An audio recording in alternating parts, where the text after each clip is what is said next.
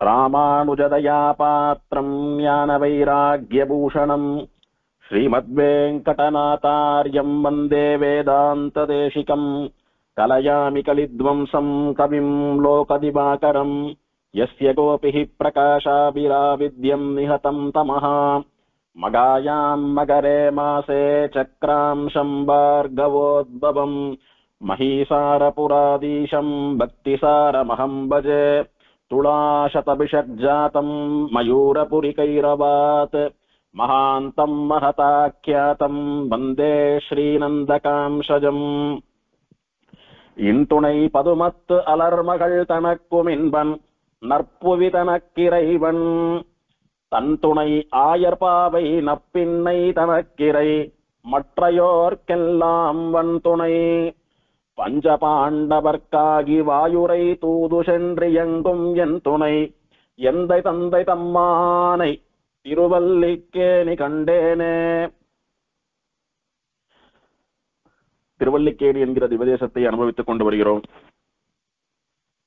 நேற்றைய தினம் இந்த திருவல்லிக்கேணி என்கிற க்ஷேத்திரத்தினுடைய மகாத்மியம், கைரவினி சரஸ்னு சொல்லக்கூடிய தீர்த்தத்தினுடைய ஏற்றம், அங்கே வேதவள்ளி தாயாருடைய அவதாரம், சப்த ரிஷிகள் தவம் பண்ணியது, பெருமாள் மன்னாதன் ராஜகுமாரனாக வந்து பிருகு மகர்ஷிக்கு சேவை சாதித்தது, அவர் மன்னாதனை ஸ்தோத்திரம் பண்ணியது, வேதவல்லியை சாஸ்திரோக்தமாக மன்னாதனுக்கு திருமணம் செய்து கொடுத்தது, பிறகு மன்னாதனும் வேதவல்லியும் பிருகு மார்க்கண்டேயர்களால் ஆராதிக்கப்பட்டு அர்ச்சாவதார விக்கிரகங்களாக பிருகு மகர்ஷியினுடைய ஆசிரமத்திலே எழுந்தருளி விட்டது.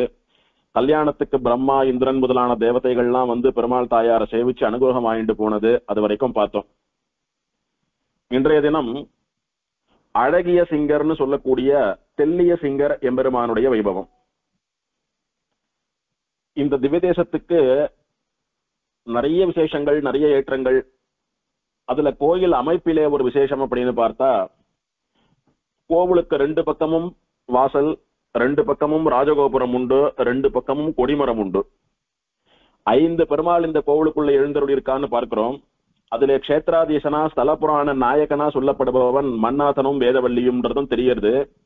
இன்னைக்கு பிரசித்தமா அந்த கோவில் பார்த்தசாரதி கோவில் அப்படின்னு வழங்கப்படுறதுனால அவர்தான் இன்னைக்கு பிரதானமான மூர்த்தியா எழுந்தருளி இருக்கிறார் அப்படின்னு தெரியுது. பிரசித்தமான மூர்த்தியா எழுதிருக்கார் அப்படின்னுட்டு.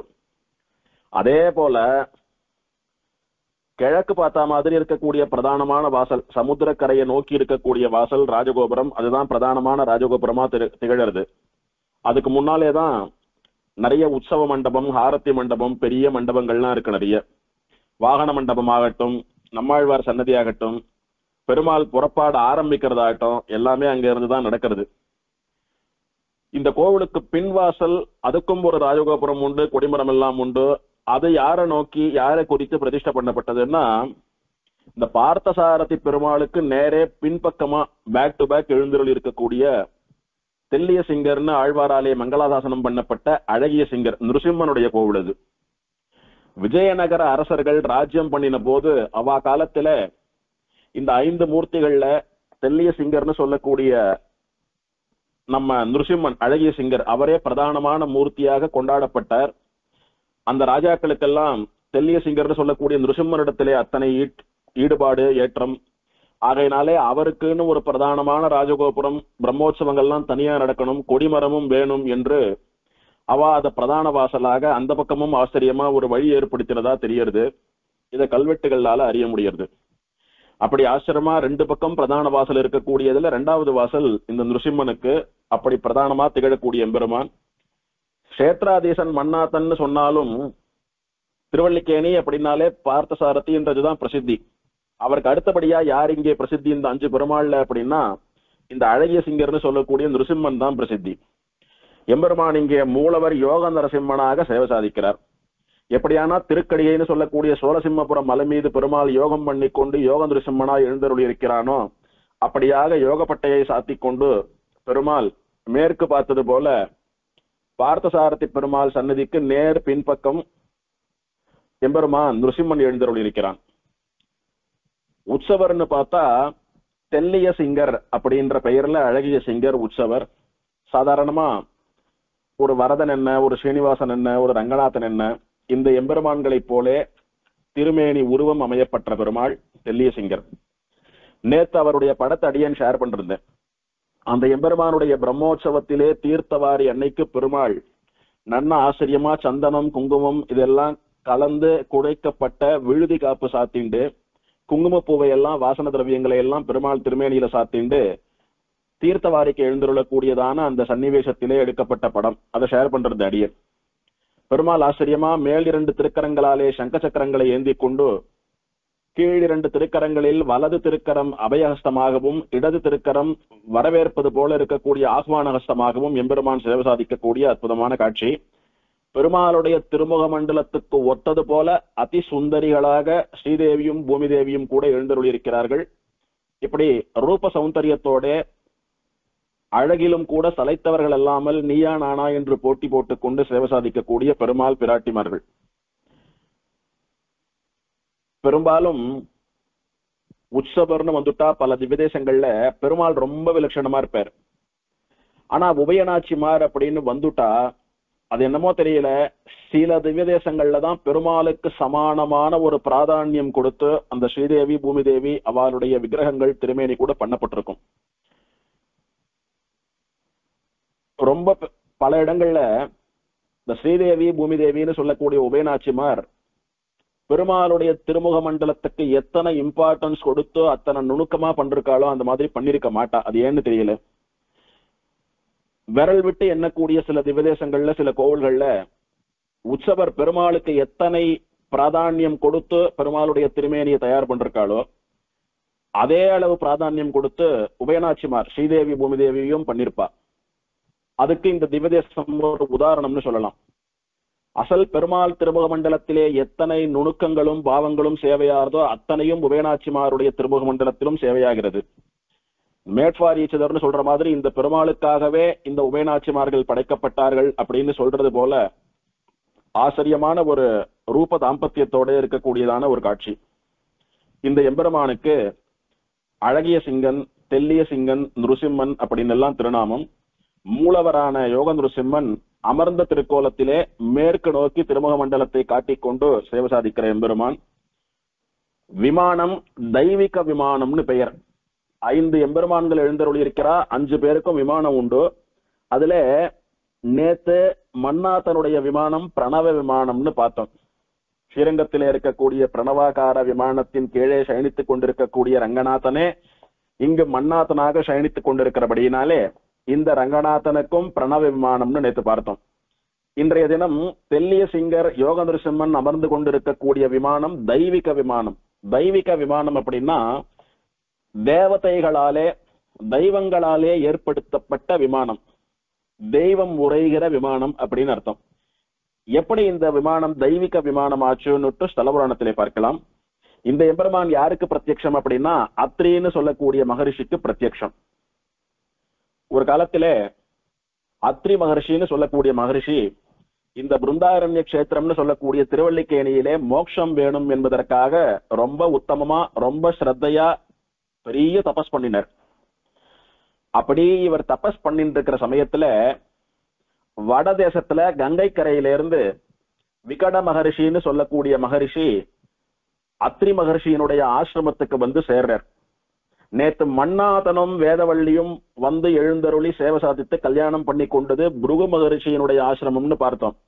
அந்த ஆசிரமத்துக்கு அருகே ஒரு தீர்த்தம். இந்த அத்ரி மகரிஷியினுடைய ஆசிரமம் இன்னும் கொஞ்சம் தள்ளி இருக்கக்கூடியது. ஆக 5 மகரிஷிகளுக்காக 5 பெருமாள் வந்தா 5 மகரிஷிகளும் 5 தீர்த்தத்தை ஏற்படுத்தினா அவாவாளுடைய நித்தியானுஷ்டானத்துக்காக அந்த தீர்த்தத்தை பயன்படுத்திண்டா அவாவா ஆசிரமத்துக்கு 5 பெருமாளும் வந்து சேவை சாதித்தா இப்ப அர்ச்சாவதாரமா இருக்கா. 5 மகர்ஷிகளுடைய ஆசிரமங்கள் எங்க இருந்ததோ அங்கெல்லாம் ஒரு இடத்துல ஒரு பெருமாளா 5 பெருமாள் எழுந்தருளி இருந்தா. ஆனா ஒரே கஷேத்திரத்துக்குள்ள இருக்கிறபடியினாலே ஒரே திவ்ய தேசமாக 5 பெருமாள்களையும் சேர்த்து ஆழ்வார்கள் மங்களாசாசனம் பண்ணினா நாளடைவுல ஒரு பெருமாள் ஒரு இடத்துல இருக்கான்றதுக்காக எல்லாரும் சேவிக்கிற சௌகரியத்துக்காகவும் பாதுகாப்புக்காகவும் சமீபத்துல இப்ப இருக்கக்கூடிய கோவிலை ஏற்படுத்தின ராஜாக்கள் அங்கங்க இருந்த 5 பெருமாளையும் ஒரே கோவிலுக்குள்ள எழுந்தருள பண்ணிட்டதா தெரியுது அப்படின்றதுதான் விஷயம். இப்போ அத்ரி மகரிஷியினுடைய ஆசிரமம் ஒரு இடத்துல இருந்தது. அவர் அங்க தபஸ் பண்ணிட்டு இருக்கார். வடதேசத்துல கங்கை கரையில இருந்து விகட மகரிஷி வரார். வந்து அத்திரி மகரிஷியை சேவிக்கிறார். இவரும் அவரை சேவிக்கிறார். ரெண்டு பேரும் ஒருத்தரை மாத்தி ஒருத்தர் விசாரிச்சுக்கிறார். சுவாமி யாரு, எங்க இருந்து எழுறது, என்ன சமாச்சாரம் அப்படின்னு கேட்டா, தேவரையர் அத்திரி மகரிஷின்னு பெயர், ரொம்ப அனுஷ்டானமும் ஆச்சரியமான தபஸ் சக்தியும் உடையவர் அப்படின்னு கேள்விப்பட்டேன்.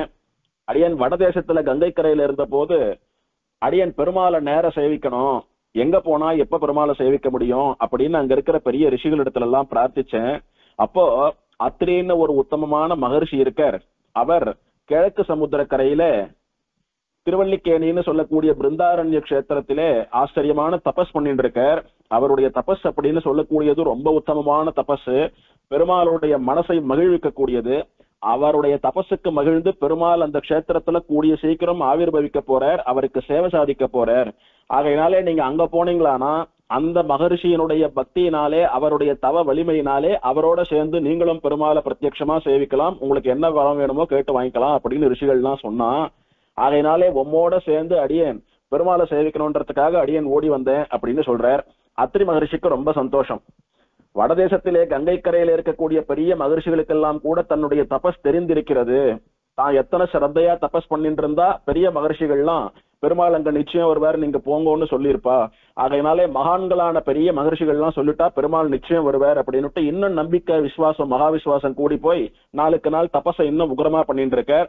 இந்த அத்திரி மகரிஷியாலே ஏற்படுத்தப்பட்ட தீர்த்தம், அவருடைய ஆசிரமத்துக்கு அருகிலே இருந்த தீர்த்தம் இந்திர தீர்த்தம்னு சொல்லக்கூடிய தீர்த்தம்.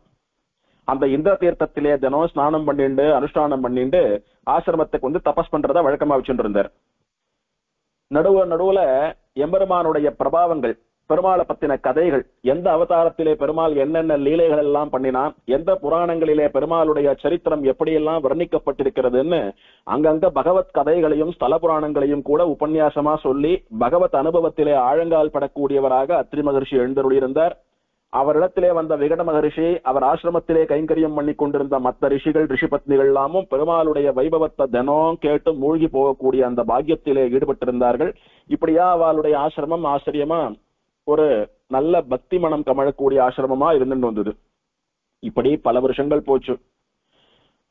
ஒரு நாள் திடீர்னு அத்திரி மகர்ஷி இந்திர தீர்த்தத்திலே ஸ்நானம் பண்ணிட்டு ஆசிரமத்துக்கு எள்ளி அனுஷ்டானங்களை எல்லாம் முடிச்சுட்டு எம்பெருமானை பத்தி உபன்யாசம் பண்ணிட்டு இருக்காரு. பெருமாளை பத்தின உபன்யாசம் நடந்துட்டே இருக்கிற சமயத்துல திடீர்னு தேவ துந்துபிகள்னு சொல்லக்கூடிய தேவலோகத்திலே வாசிக்கக்கூடியதான வாத்தியங்கள் வாசிக்கிற சத்தம் கேட்டது. சாதாரணமா ஒரு உபன்யாசம் நடந்துட்டு இருக்கிறச்ச ஏதோ ஒரு சத்தம் வருது அப்படின்னாலே எல்லோரும் டிஸ்டர்ப் ஆகி அப்படி திரும்பி பாப்பா, கவனம் செதறும் இல்லையோ. சாதாரண ஒரு நாதஸ்வரம் ஒரு மிருதங்கம்னு சொல்லக்கூடிய இங்க இருக்கிற வாத்தியங்கள் வாசிச்சாலே கொஞ்சம் கவனம் செதறது உண்டு. தேவலோகத்திலே வாசிக்கப்படுவதான துந்துபி முதலான வாக்கியங்கள்லாம் வாசிக்கப்படுறது, அதுவும் ஆகாசத்துல இருந்து சப்தம் வர்றது, ஊரே அதிர்ற மாதிரியான சத்தம் வருது. என்னன்னு உபன்யாசத்தை நிறுத்திட்டு ஒரு நிமிஷம் அப்படி 4 பக்கம் சுத்தி பாக்குறார். எந்த விதமான ஒரு அடையாளமும் தெரியல. சரின்னு திரும்பவும் சத்தம் வர்றது. மேல் நோக்கி ஆகாசத்தை பார்த்தா தேவதைகள்லாம் துந்துபி வாத்தியங்களை எல்லாம் கழுத்துல மாட்டிண்டு வாசிச்சுட்டு இருக்கா. புஷ்ப வருஷம்னு சொல்லக்கூடிய மலர் மழை பொழியறது. சுத்தி பார்த்தா இந்திரன் முதலான எத்தனை தேவர்களும் 33 கோடி தேவர்களும் ஆகாசத்துல அப்படி சூழ்ந்துண்டு நிக்கிறா. ஒரு பக்கம் அப்சரசுக்கள்னு சொல்லக்கூடிய தேவ மாதர்கள் எல்லாம் நடனம் ஆடிட்டு இருக்கா. இப்படி ஆச்சரியமான ஒரு விசேஷமான ஒரு திருவிழா போல ஒரு ஏற்பாடு. இதையெல்லாம் பார்த்தா என்ன தோன்றது, இதே திவதேசத்திலே பிருகு மகர்ஷிக்கு அவருடைய தபஸுக்கு இறங்கி பெருமாள் வந்து மன்னாத்தனுக்கும் வேதவள்ளிக்கும் கல்யாணம் நடந்த போது தேவர்கள் எல்லாம் எப்படி வந்து அந்த கல்யாணத்தை நடத்தி வச்சாலோ அந்த மாதிரி என்ன இருக்கு ஆகாசத்துல இப்ப இருக்கக்கூடிய ஸ்திதி அப்படின்னு அதை நினைச்சுண்டு அத்திரி மகர்ஷியானவர் என்ன நடக்க போறதோன்னு 4 திசைகளையும் அப்படி வெறிச்சு பார்த்து ஆசையா காத்துட்டு இருக்கார். அப்போ இந்த வாத்தியங்கள் நடனங்கள் வேத கோஷங்கள் இதெல்லாம் முழங்கின்னு இருக்கிற சமயத்துல நல்ல கமகமகமான ஒரு அதி சுந்தரமான ஒரு மனோகரமான வாசனையோடு கூட, நல்ல ஒரு புத்துணர்ச்சியை தரக்கூடிய வாசனையோடு கூட, சுகந்தத்தோடு கூட ரத்னம் வைரம் ஸ்வர்ணம் வெள்ளி முதலான உத்தமமான வஸ்துக்களாலே அலங்கரிக்கப்பட்ட ஒரு ஸ்வர்ணமயமான விமானம், திருமலையிலே இருக்கக்கூடிய ஆனந்த நிலைய விமானம் எப்படி திருமலைக்கு எழுந்தருளியதோ அது போன்று பல ரத்தனங்களாலே இழைக்கப்பட்டு அலங்கரிக்கப்பட்ட ஆச்சரியமான பார்த்தாலே கண்ணை பறிக்கக்கூடியதான ஒரு ஒளியோடு கூட ஒளி பிழம்போடு கூட ஜோதி ரூபமாக ஸ்வர்ணமயமான ஒரு விமானம் ஆகாசத்திலேருந்து இறங்கி அத்ரி மகரிஷிக்கு முன்னாலே வந்து நின்றது. இந்த விமானத்துக்குத்தான் தெய்வீக விமானம் அப்படின்னு பெயர். ஏன்னா தேவர்களாலே சமைக்கப்பட்ட, அவர்களாலே பண்ணப்பட்ட விமானம், அதனால தெய்வீக விமானம்னு பெயர். அந்த விமானத்தை அத்ரி மகரிஷியானவர் சேவிக்கிறார். சேவித்த மாத்திரத்திலே அவருடைய கையானது தானா கூப்புறது. அப்படின்னா சாட்சாத் பெருமாள் எழுந்தருள் இருக்கக்கூடிய விமானம் அப்படின்னு தெரிஞ்சுட்டார். ஏற்கனவே திருவேங்கடமுடியான ஸ்தோத்திரத்திலே அனுபவித்தோம். பெருமாளுடைய விமானம் என்பது சாட்சாத் பெருமாள் தான், விமானம் வேற பெருமாள் வேற இல்லைன்னு ஆகம சாஸ்திரம் சொல்றதுன்னு பார்த்தோம். பெருமாள் மூலவர், உற்சவர் அப்படின்னு எல்லாம் பல வடிவங்கள் இருப்பது போல விமானமாகவும் பெருமாளே இருக்கிறார். அதனால கோவிலுக்குள்ள போய் பெருமாளை சேவிக்க முடியலன்னாலும் அவாவா ஆத்துல ரோட்ல போறச்ச வரச்ச வெளியில எங்கேயான விமானத்தை பாக்குறச்ச கையை கூப்பிண்டாலும் சாட்சாத் பெருமாளை சேவிச்சதா ஆறுது அப்படின்னு ஆகமம் சொல்றதுன்னு பார்த்தோம். அதனால விமானத்தை சேவித்தார். சாஸ்திரம் தெரிந்த ரிஷியானபடியினாலே பார்த்த மாத்திரத்திலே கையை கூப்பிட்டார். அந்த விமானத்தினுடைய வாசல்ல ஆச்சரியமா 2 நித்திய சூரிகள் சாமரம் வீசின்னு இருக்கா. அவளை பார்த்தா சாதாரண தேவதைகளாட்டமா தெரியல, ஸ்ரீவைகுண்டத்துல இருக்கக்கூடிய நித்திய சூரிகளாட்டமே இருக்கா. எப்படி சொல்றார்? பகவானுக்கு என்ன உண்டோ அதெல்லாம் அவர்களுக்கும் உண்டு. 4 கை இருக்கும், சங்கு சக்கரங்கள் இருக்கும், கதை எண்ணின் இருப்பா. பெருமாளுக்கும் அவளுக்கும் ஒரு வித்தியாசம் இருக்காது. அப்படியா 2 நித்திய சூரிகள் வாசல்ல சாமரம் வீசின்னு இருக்கா. அந்த சாமர வீசரவாள கைய கூப்புறார். அவளை கடந்து பார்த்தா ஆச்சரியமா சுபர்ணன்னு சொல்லக்கூடிய ஸ்வர்ண நிறத்திலே மின்னக்கூடிய அழகிய சிறகுகளை உடைய கருடன் ஒரு பக்கம் இருக்கார். ஒரு பக்கம் ஸ்ரீ வைஷ்ணவ சேனைகளுக்கெல்லாம் தலைவரான விஸ்வக்சேனர் எழுந்துள்ளிருக்கிறார். ஒரு பக்கம் பெருமாளுக்கு எப்போதும் எல்லாவாகவும் கைங்கரியம் பண்ணி கொண்டிருக்கக்கூடிய திருவனந்தாழ்வான்னு சொல்லக்கூடிய ஆதிசேஷன் இருக்கிறார். இவா 3 பேரையும் கூட அத்ரி மகரிஷியானவர் சேவிக்கிறார். இவர்களை கடந்து உள்ள போனா அந்த விமானத்துக்கு நடுவே ஆச்சரியமா ஒரு ரத்ன சிம்மாசனத்திலே அழகிய ஒரு ரத்ன மண்டபத்துக்கு நடுவிலே யோகம் பண்ணி கொண்டிருப்பது போல யோகிகளுக்கெல்லாம் மிகவும் பிடித்த திருக்கோலமான யோக நிலையிலே சேவை சாதிக்கக்கூடிய யோக நிருசிம்மன் இன்னைக்கு திருவல்லிக்கேணியிலே தெல்லிய சிங்கர் சன்னதியிலே பெருமான் எப்படி ஆச்சரியமா தெய்வீகமா எழுந்தருளியிருக்கிறானோ அந்த திருக்கோலத்தோட கூட அன்று அத்ரி மகர்ஷிக்கு இந்த தெய்வீக விமானத்திலே சேவை சாதித்தான். தெய்வங்களுக்கெல்லாம் தெய்வம் எம்பெருமான் தானே, அவன் எழுந்தருள் இருக்கக்கூடிய விமானம், அதனாலே தெய்வீக விமானம். பொதுவா கோவில்களை வகைப்படுத்துறச்ச ஆர்ஷம், மாணவம், தெய்வீகம், ஸ்வயம் வியக்தம் அப்படின்னு எல்லாம் சொல்றது உண்டு. ஆர்ஷம் அப்படின்னா ரிஷிகளாலே பிரதிஷ்டை பண்ணப்பட்ட பெருமாள், தெய்வதம் அப்படின்னா தேவர்களாலே பிரதிஷ்டை பண்ணப்பட்ட பெருமாள், மானுஷம் அப்படின்னா நம்மள மாதிரி மனுஷர்களாலே பிரதிஷ்டை பண்ணப்பட்ட பெருமாள், ஸ்வயம் வியக்தம் அப்படின்னா தானே தோன்றிய பெருமாள் அப்படின்னு கோவில்கள்ல வகைப்பாடு உண்டு. அந்த மாதிரி இந்த விமானம் தேவதைகளாலே தெய்வங்களாலே ஏற்படுத்தப்பட்ட விமானம், ஆகையினாலே தெய்வீக விமானம். பெருமாள் மட்டும்தான் நமக்கு தெய்வமா? நித்திய சூரிகள், அனந்தகரோட விஸ்வக்சேனாதிகள் இல்லாம நமக்கு தெய்வம் தானே. பகவான் மட்டுமல்லாமல் பாகவதாலும் தெய்வம், பாகவதாலுக்கெல்லாம் அதிபதிகளாக இருக்கக்கூடிய நித்திய சூரிகள் நிச்சயம் நமக்கு தெய்வம். ஆகையினாலே அந்த சாமரம் வீசக்கூடிய நித்திய சூரிகள் என்ன, அனந்தகரோட விஸ்வக்சேனாதிகள் என்ன, இந்த தெய்வங்கள் எல்லாம் எழுந்தருளியிருந்த விமானம் தெய்வீக விமானம். தேவாதி தேவனாக, தேவாதி ராஜனாக, தெய்வங்களுக்கெல்லாம் சுவாமியாக இருக்கக்கூடிய நிருசிம்மன் எழுந்தருளி இருக்கிறான். தெய்வம் உரைகிற விமானம், அதனாலும் தெய்வீக விமானம். இப்படி 3 காரணங்களினாலே தெய்வீக விமானம் என்று வழங்கப்பட்ட விமானத்தின் கீழே ஆச்சரியமா யோக நிருசிம்மனானவன் இந்த அத்ரி மகர்ஷிக்கு சேவை சாதிக்கிறான். சததர்ஷ விமானஸ்ய மத்தியே பாஸ்கர ரோச்சிஷः ஆசீனம் பரமம் தேவம் நரசிம்ஹஸ்வரூபிணம் சாரதா பிரதீகாசம் சாரதேந்து சமானனம் ரக்தோத்பலதலாபாக்ஷம் சட்டாபடலபீஷணம். இப்படி ஆச்சரியமா கண்ணுக்கு தெரிந்த அந்த விமானத்தின் நடுவே 1000 கோடி சூரியன்களையும் விஞ்சக்கூடிய அளவுக்கு ஒரு ஒளிப்பிழம்பான தேஜஸோடு கூட, அப்பேற்பட்ட தேஜஸ் தவழக்கூடிய திருமுக மண்டலத்தோடு கூட அமர்ந்த திருக்கோலத்திலே தெய்வங்களுக்கெல்லாம் தெய்வமானவன், பரம்பொருளானவன், தனக்கு மேல் ஒரு சுவாமி இல்லாதவனான நிருசிம்மன் ஆச்சரியமாக எழுந்தருளி சேவை சாதித்தான். அவனுடைய திருமுக மண்டலத்தினுடைய ஒளி எத்தனையோ கோடி சூரியன்களையும் தோற்கடிக்கக்கூடியதான ஒளி. அதே நேரத்திலே அத்தனை உஷ்ணமானவனா அப்படின்னு பார்த்தா இல்ல, எத்தனையோ நிலவுகளினுடைய குளிர்ச்சியும் கூட இவனிடத்திலே தோற்றுவிடும். அப்பேற்பட்ட சந்திரனை போலே குளிர்ச்சி வாய்ந்தவனாக பக்தர்களுக்கு அனுகிரகம் பண்ணக்கூடியவனாக நிருசிம்மன் சேவை சாதித்தான். ரக்தோத்பல தலாபாக்ஷம், அழகிய சிவந்த கண்களோடு கூட தன்னுடைய நிருசிம்மன் சொல்லக்கூடிய அந்த பெயருக்கு ஏற்ப ஒரு கம்பீரமான சேவையோடு கூட நிருசிம்மன் எழுந்தருளி அத்ரி மகர்ஷிக்கு சேவை சாதித்தான்னு புராணம் தெரிவிக்கிறது. இந்த ஒரு சேவைக்காகத்தானே இத்தனை வருஷம் கடுமையா தபஸ் பண்ணிட்டு இருந்தோம்னு ரொம்ப சந்தோஷத்தோடு கூட அத்ரி மகரிஷி பெருமாளை சேவிக்கிறார், விழுந்து விழுந்து ஸ்தோத்திரம் பண்றார், விமானத்தோடு கூட பெருமாளை பல பிரதட்சிணங்கள் பண்றார். பெருமாளை பார்த்து பிருகு ஸ்தோத்திரம் பண்ணது போல இவரும் நிறைய ஸ்தோத்திரங்களாலே பெருமாளை வர்ணிக்கிறார். பெருமாளுக்கு ரொம்ப சந்தோஷம். இப்போ அந்த நிருசிம்மன் வாயை திறந்து அத்ரி மகர்ஷியின் இடத்துல பேச ஆரம்பிக்கிறான். அத்ரி மகர்ஷியே, உம்முடைய தபஸினால நான் ரொம்ப மகிழ்ந்தேன். உம்முடைய தபஸுக்காக இறங்கி உம்ம அனுகிரகம் பண்ணணும் அப்படின்னு நேர வந்தேன். உம்முடைய தபஸை விட நீர் எனக்கு பண்ணின ஸ்தோத்திரம் இன்னும் சந்தோஷம். எனக்கு என்னுடைய பெருமைகளை உள்ளது உள்ளபடி ஆச்சரியமா புகழ்ந்தீர். ரொம்ப கேட்டு சந்தோஷப்பட்டேன். நான் உம்முடைய விருப்பம் என்னன்னு தெரியும்.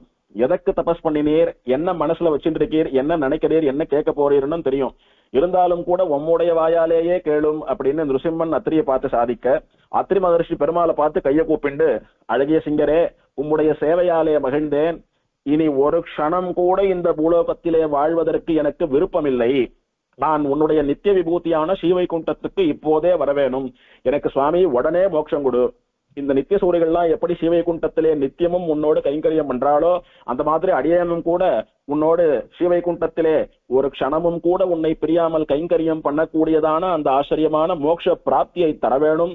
அடியேனுக்கு மட்டுமல்ல, அடியேனோடு கூட இங்கே வந்திருக்கக்கூடிய இந்த விகட மகரிஷி என்ன பல வருஷ காலமா அடியனோட ஆசிரமத்திலேயே அடியோனோடு தங்கி கொண்டிருக்கக்கூடிய ஜாஜலின்னு சொல்லக்கூடிய ஜாஜலி மகர்ஷி என்ன, இவாளுக்கும் கூட அடியனுடைய பிரார்த்தனையை ஏற்றுக்கொண்டு மோட்சம் தர வேணும்னு பிரார்த்திக்க, நிருசிம்மன் வாயை திறந்து ததாஸ்து, அப்படியே ஆகட்டும் அப்படின்னுட்டு அத்ரி, விகட மகர்ஷி, ஜாஜலி மகர்ஷி 3 பேருக்கும் அப்பவே மோட்சம் கொடுக்கிறான் பெருமாள்.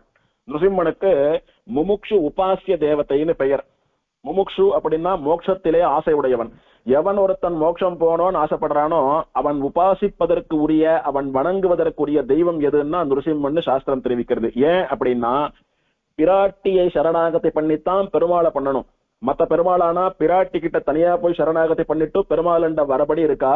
இவன் சாட்சாத் பிராட்டிய மடியிலேயே வச்சுட்டு இருக்கிறபடினாலே அந்த பிராட்டியோடு சேர்த்து இவனையும் ஒரே சமயத்திலே ஒரு க்ஷணத்திலே ஒரு இடத்திலேயே சரணாகதி பண்ணிவிடலாமானபடியினாலே பிராட்டியும் பெருமாளும் ஆகிற இரட்டையை தான் உபாசித்து சரணாகதி பண்ணணும் அப்படின்றபடினாலே மோட்சத்துக்கு வேணும்னு ஆசைப்படுறவா லட்சுமி நிருசிம்மனை ஆராதனம் பண்ணலாம் அப்படின்னுட்டு சாஸ்திரம் தெளிவா தெரிவிக்கிறது. அதே மாதிரிதான் ஸ்ரீனிவாசன் மார்பிலேயே அலர்மேல் மங்கையை வைத்துக் கொண்டிருக்கிறான். இப்படி பெருமாளோடு சேர்ந்த பிராட்டி, பிராட்டியோடு சேர்ந்த பெருமாள், இவாதான் நமக்கு தெய்வம். தம்பதி தெய்வதம் நஹா அப்படின்னு சுவாமி தேசிகன் ஆச்சரியமா நமக்கு காட்டி கொடுத்ததான ஒரு உத்தமமான தத்துவம். பெருமாள் மோட்சத்தை அனுகிரகிச்சுட்டார். முமுக்ஷு உபாசிய தேவதைன்னு சொல்லப்படுவது போல முமுக்ஷுவா மோட்சம் போனோம்னு ஆசை இருக்கக்கூடிய அத்ரி நிருசிம்மனைத்தான் உபாசனை பண்ணினர். பெருமாளும் வந்தார். நாளை என்பது இல்லை நரசிம்மனிடத்தில், உடனே கொடுத்துட்டார் மோட்சம். பெருமாள் திரும்பவும் அத்திரி கிட்ட பேசுறார். உமக்கு மோட்சம் கிடைச்சுடுத்து, நீர் மோட்சத்துக்கு போறீர். இந்த இடம் எனக்கு ரொம்ப பிடிச்சிருக்கு சுவாமி. நன்னா காத்து வீசுறது, நல்ல குளிர்ச்சியா இருக்கு, சில்லுன்னு இருக்கு. உடல் உஷ்ணமெல்லாம் தனிவது போல அப்படி சில்லுன்னு இருக்கு இந்த இடம். குளிர்ந்த சோலைகளாலே சூழப்பட்டிருக்கிறது. எங்கு பார்த்தாலும் பச்சை பசையல்னு சோலைகள் இருக்கின்றன. ரம்யமான புஷ்கரணிகள், 5-6 புஷ்கரணி இருக்கு இந்த ஊர்ல. இவ்வளவு அழகாக விளங்கக்கூடிய இந்த க்ஷேத்திரம் எனக்கு மனசுக்கு ரொம்ப பிடிச்சிருக்கு. ஆகையினாலே இந்த க்ஷேத்திரத்திலே, இதே திருக்கோலத்திலே, இதே விமானத்தின் கீழே நான் பல காலம் வசிக்க விரும்புகிறேன்.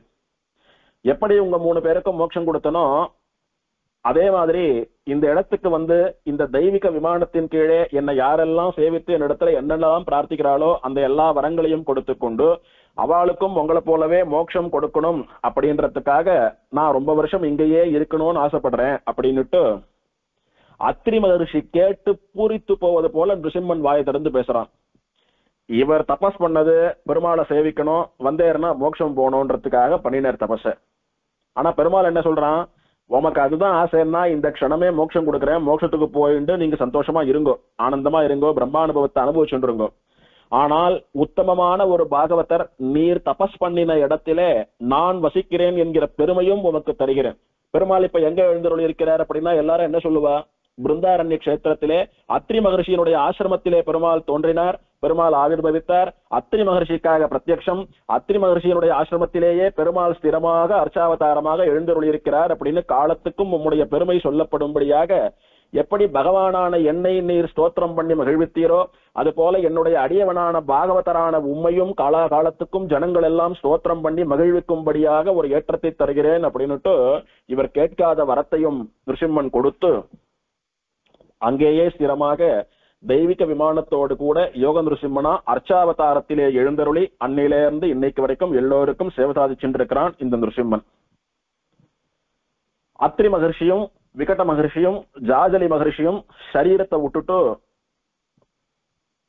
வைகுண்டத்திலிருந்து வந்த உத்தமமான விமானத்திலே ஏறி தெய்வீக விமானத்திலே உரைகிற நிருசிம்மனை சேவித்துக் கொண்டு அவனை பார்த்து கைய கூப்பியபடியே ஸ்ரீவைகுண்டத்துக்கு போனான்.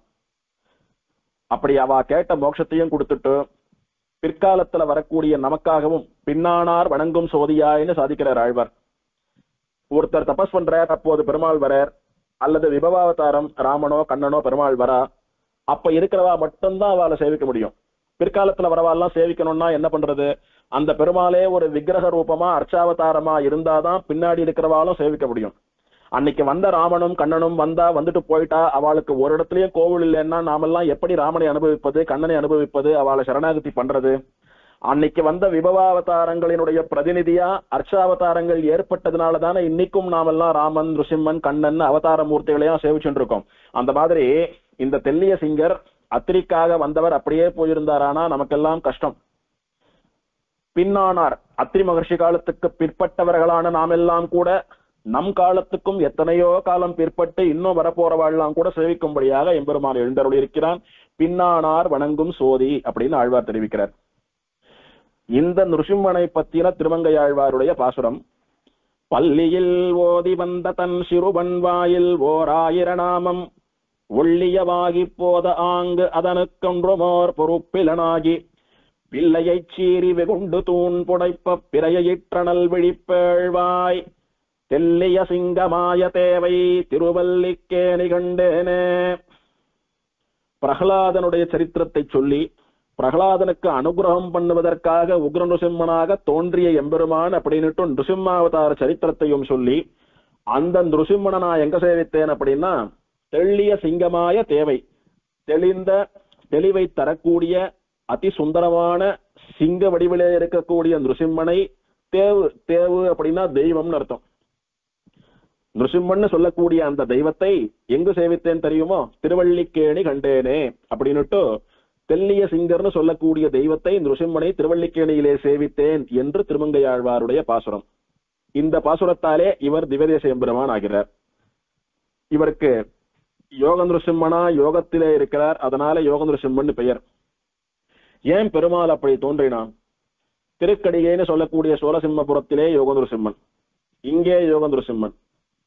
யார் இங்க பெருமாளை சேவிக்கணும்னு தபஸ் பண்ணி பிரார்த்திச்சாலோ அவ யாரு? ரிஷிகள். ரிஷிகளுக்கு யோகிகள்னு பெயர்.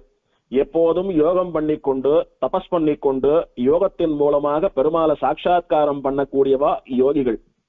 அவளுக்கு எப்படி சேவை சாதித்தா ரொம்ப பிடிக்கும்னு பெருமாளுக்கு தெரியும்.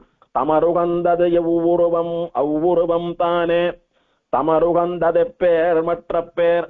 அவனுடைய பக்தர்கள் எந்த ரூபத்திலே அவனை சேவிக்கணும்னு ஆசைப்படுறாளோ அப்படி சேவை சாதிக்கிறான். அவனுடைய பக்தர்கள் அவனுக்கு என்ன ஆசையா பேர் சூட்டுறாளோ அந்த பேரை கூட்டா நிக்கிறான். அப்படின்னு எல்லாம் ஆழ்வார்கள் வர்ணிக்கிறார்களோ இல்லையா அவனை. ஆகையினாலே யோகிகளுக்கு அவர்களைப் போலவே யோகம் பண்ணக்கூடிய காட்சியோடு வந்தாதான் சந்தோஷம். பெருமாள் நம்மளையும் சந்தோஷப்படுத்தினாரு, நம்மை போல யோகம் பண்ணி கொண்டு வராரு. அவன் பரம்பொருள், அவனை குறித்து நாமெல்லாம் யோகம் பண்றோம். ஆனா எல்லோருக்கும் மேல சுவாமியா இருக்கக்கூடிய அவன் யாரை குறித்து யோகம் பண்ணணும்? அவன் யாரை நினைச்சு யோகம் பண்ணிட்டு இருக்கான்? உறங்குவான் போல் யோக செய்த பெருமானேன்னுட்டு தன்னுடைய சங்கல்பம் யாரை எப்படி எல்லாம் காப்பாத்தணும் ரட்சிக்கணும் அப்படின்னுட்டு பெருமாள் சங்கல்பம் பண்ணிட்டு இருக்கான், நினைச்சுட்டு இருக்கான். அவன் நினைக்க எல்லாம் தானா நடக்கிறது இங்க. அதுதானே தவிர நம்மை போல இன்னொரு தெய்வத்தை வணங்கி அவன் யோகம் பண்ணவில்லை.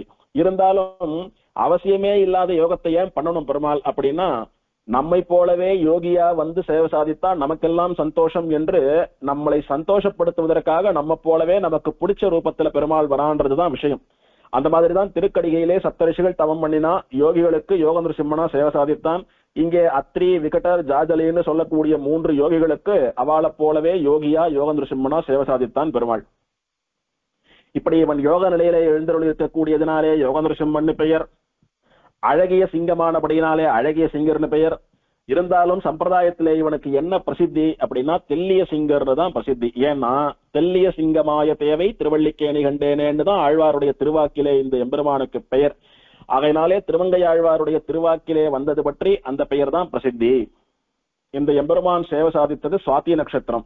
ஆகையினாலே ஒரு சுவாதிக்கும் இந்த எம்பெருமானுக்கு விசேஷமா வேதி புறப்பாடு உண்டு. ஆணி மாசம் இந்த எம்பெருமானுடைய பிரம்மோற்சவம். 10 நாள் விசேஷமா கொடியேறி 2 வேளை வாகன புறப்பாடாகி தீர்த்தவாரியோடு கூட ஆணி மாசம் இந்த எம்பெருமானுடைய பிரம்மோற்சவம். அடுத்தபடியாக சக்கரவர்த்தி திருமகன் சொல்லக்கூடிய ஸ்ரீராமனுடைய வைபவம்.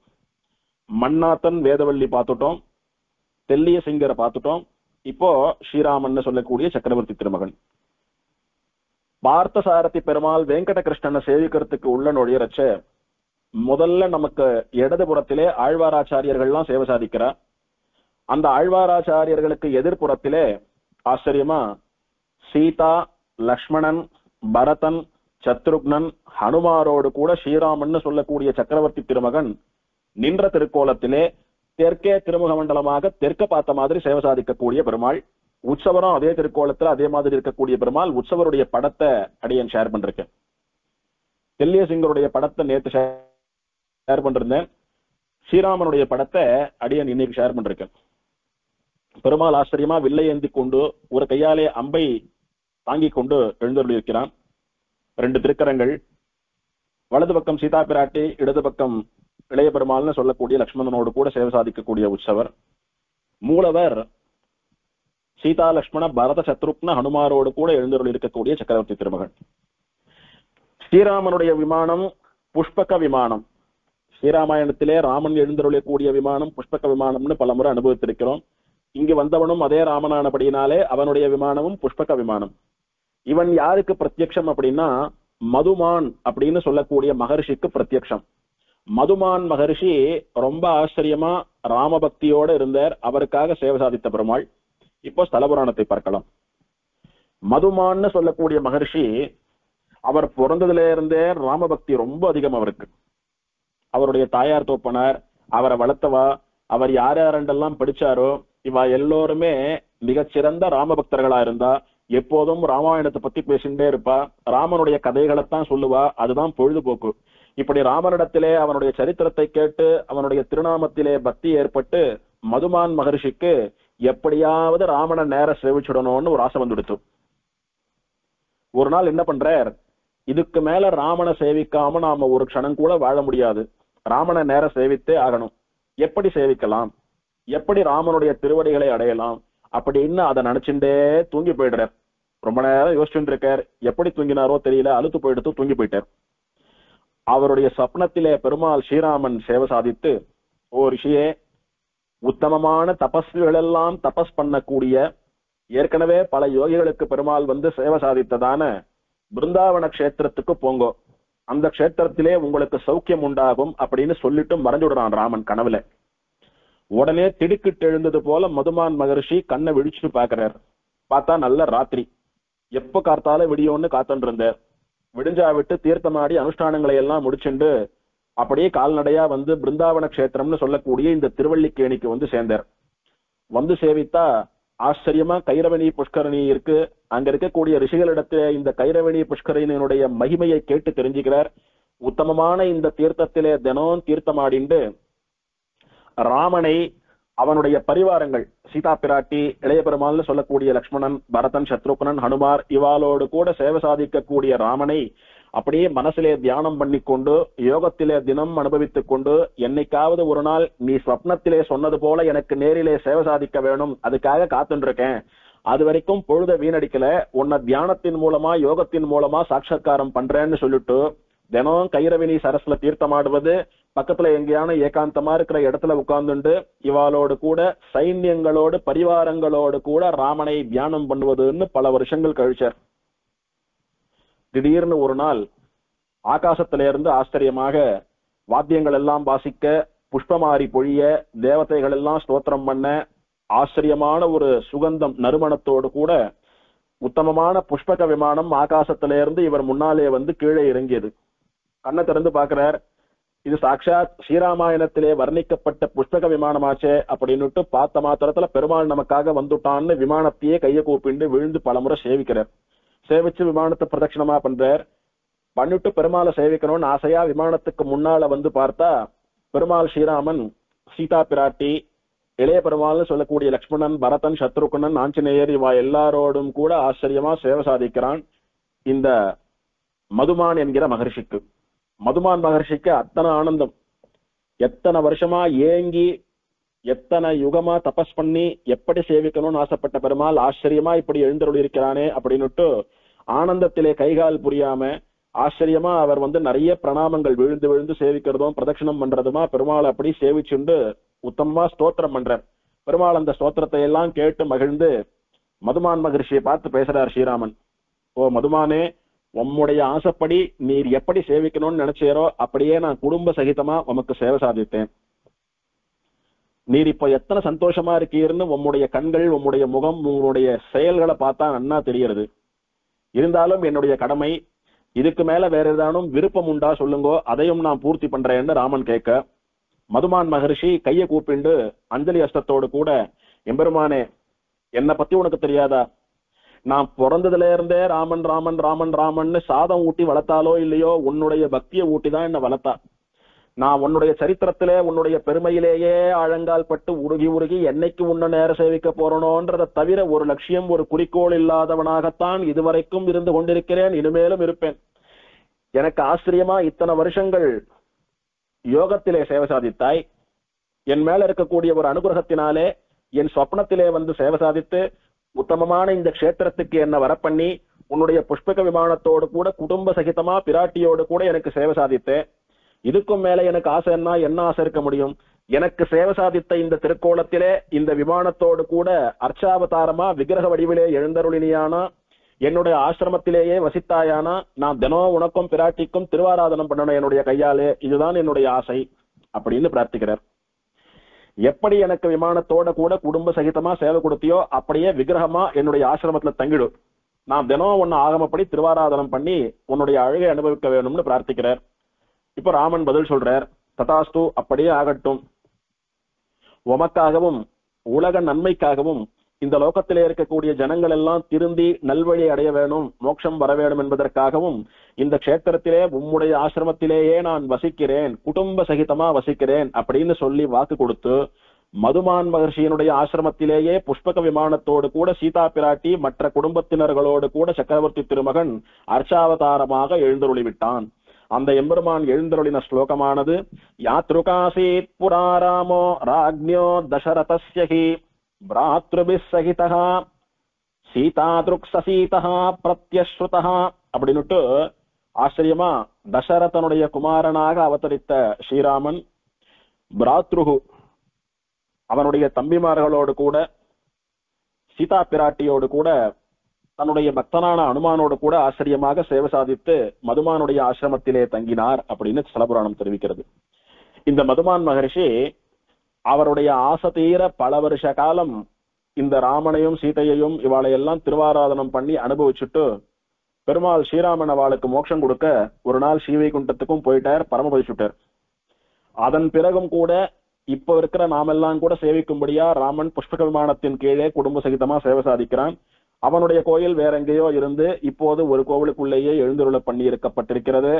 அவன் விஷயமான திருமங்கை ஆழ்வார் மங்களாசாசன பாசுரம், பரதனும் தம்பி சத்ருக்னனும் இலக்குமனோடு மைதிலியும் இரவுணன் பகலும் துதி செய்ய நின்ற ராவணாந்த கணையம்மானை குரவமே கமழும் குளிர்பொழிலூடு குயிலோடு மயில்கள் நின்றாள இரவியின் கதிர்கள் நுழைதல் செய்தறியா திருவல்லிக்கேணி கண்டேனே.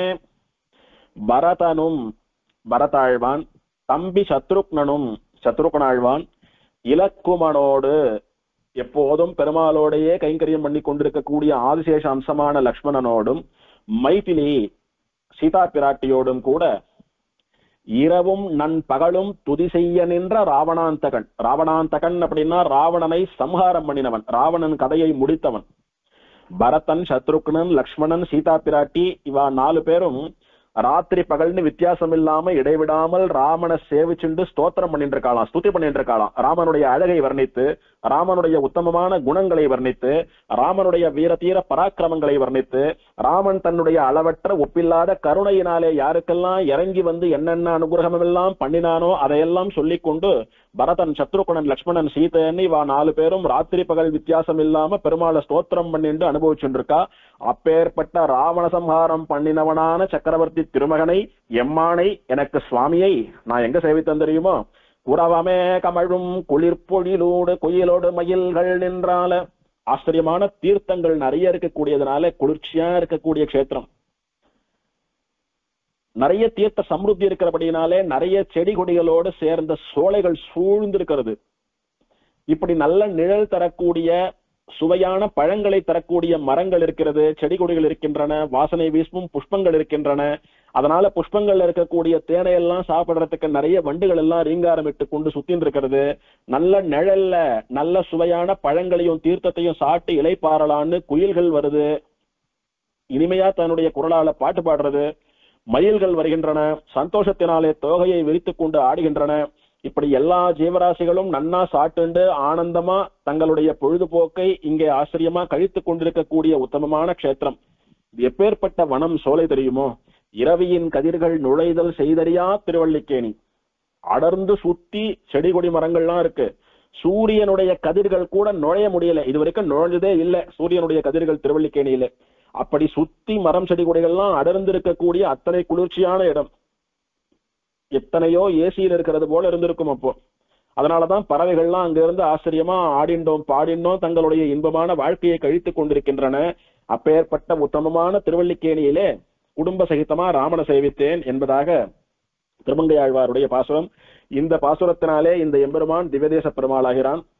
இவனுக்கு ஸ்ரீராம நவமி உற்சவம் அப்படின்னுட்டு ஸ்ரீராம நவமியின் போது 10 நாள் பிரம்மோற்சவம் ஆட்டமா உற்சவம் விசேஷமா நடக்கிறது. இந்த எம்பெருமானுக்கு பிரதி புனர்வசுவுக்கு புறப்பாடு உண்டு. அடுத்தபடியாக இன்று திருவல்லிக்கேணி அப்படின்னாலே நம்முடைய மனசுக்கெல்லாம் ஞாபகம் வரக்கூடியவனான பார்த்தசாரதி பெருமாள்னு சொல்லக்கூடிய வெங்கட கிருஷ்ணனுடைய வைபவம். இவருக்கு மூலவர் உற்சவர்னு 2 படம் ஷேர் பண்ணிருக்கேன். மூலவர் கையால எழுதப்பட்ட சித்திரம், ஒரு பெயிண்டிங். பெருமாள் ஆச்சரியமா திருவேங்கடமுடையான போல பெரிய திருமேனியோடு கூட சேவை சாதிக்கக்கூடிய பெருமாள். 4 திருக்கரங்கள் இல்லை திருவேங்கடமுடையான போல, 2 திருக்கரம் தான். வலது திருக்கரத்திலே குருக்ஷேத்திர யுத்தத்திலே அர்ஜுனனுடைய தேரை ஓட்டக்கூடிய சாரதியாக இருந்த போது எந்த சங்கத்தை வாயிலே வைத்து முழங்கினானோ அந்த பாஞ்சஜன்யம்னு சொல்லக்கூடிய சங்கை வலது கையிலே ஏந்தி கொண்டிருக்கிறான். இடது கையை மாமேகம் சரணம் பிரஜா என்று தன்னுடைய திருவடிகளை காட்டிக் கொண்டிருக்கிறான். பார்த்த சாரதி என்பதற்கு ஏற்ப கையிலே ஒரு கோலையும் வைத்துக் கொண்டிருக்கிறான். பெருமாள் இடது திருவடியாலே இடது கையாலே தன்னுடைய திருவடியை காட்டிக் கொண்டிருக்கிறபடினாலே ஆச்சரியமா கோல தன்னுடைய திருமேனியிலே ஊன்றி வைத்துக் கொண்டிருக்கிறான். பெருமாளுடைய இடது கை பெருமாளுடைய திருவடியை காட்டுறது, அது ஓரமா சேவித்தோமானா பெருமாளுடைய திருமேனியோடு கூட அப்படி சாத்தி வைக்கப்பட்டிருக்கிறது பெருமாள் கையில் இருக்கக்கூடியதான கோல், செங்கோல். அந்த கோலை வச்சுட்டுதான் பெருமாள் அந்த குதிரைகளை எல்லாம் மேய்த்தான் அப்படின்னு தெரியுது. பெருமாளுக்கு வலதுபுறத்திலே ருக்மிணி பிராட்டின்னு சொல்லக்கூடிய அவனுடைய தர்மபத்னி. இன்னும் குடும்ப சகிதமா பெருமாள் பலராமர், பிரத்யும்னன், அனிருத்தன், சாத்தியகி இவாளோடெல்லாம் கூட வேறெங்கும் சேவிக்க முடியாதபடி குடும்ப சகிதமா சேவை சாதிக்கக்கூடியதான திவ்யதேசம். பெருமாளுக்கு வலதுபுறத்திலே பெருமாளுக்கு ஒட்டினாப்புல இருக்கக்கூடியவள் ருக்மிணி பிராட்டின்னு சொல்லக்கூடிய பெருமாளுடைய பட்ட மகிழ்ச்சி. அவளுக்கு பக்கத்துல இருக்கக்கூடியவர் பெருமாளுக்கு தமையனாரான நம்பி மூத்த பிரான் பலராமன். பெருமாளுக்கு இடதுபுறத்திலே இருக்கக்கூடியவர்கள் சாத்தியகி, பிரத்யும்னன், அனிருத்தன் சொல்லக்கூடியவா. இப்படி 6 பேர் குடும்ப சகிதமா சேவை சாதிக்கிறா. முன்னாலே உற்சவர், நித்தியோற்சவர் இவாள்லாம் எழுந்தருள் இருக்கிறார். இது மூலவருடைய திருவுருவம். மூலவருக்கு வெங்கட கிருஷ்ணன் அப்படின்னு பெயர். ஏன் இந்த பெயர் வந்ததுன்னு ஸ்தலபுராணத்துல பார்க்க போறோம். வெங்கட கிருஷ்ணன் என்கிற மூலவர் நின்ற திருக்கோலம் கிழக்கு நோக்கி திருமுக மண்டலத்தை காட்டிக்கொண்டு கடற்கரையை பார்த்தபடி கைரவினி சரஸ்னு சொல்லக்கூடிய உத்தமமான புஷ்கரணியை நோக்கியபடி பெருமாள் நின்று கொண்டிருக்கக்கூடிய ஆச்சரியமான சேவை. திருவேங்கடமுடையான் திருமலையிலே எழுந்தருள் இருக்கக்கூடிய ஸ்ரீனிவாசன் சுமதின்னு சொல்லக்கூடிய ஒரு ராஜா, அவன் தொண்டை நாட்டுக்கு அரசனாக இருந்தவன். தொண்ட நாட்டை ஆண்டு வந்த சுமதி மகாராஜன்.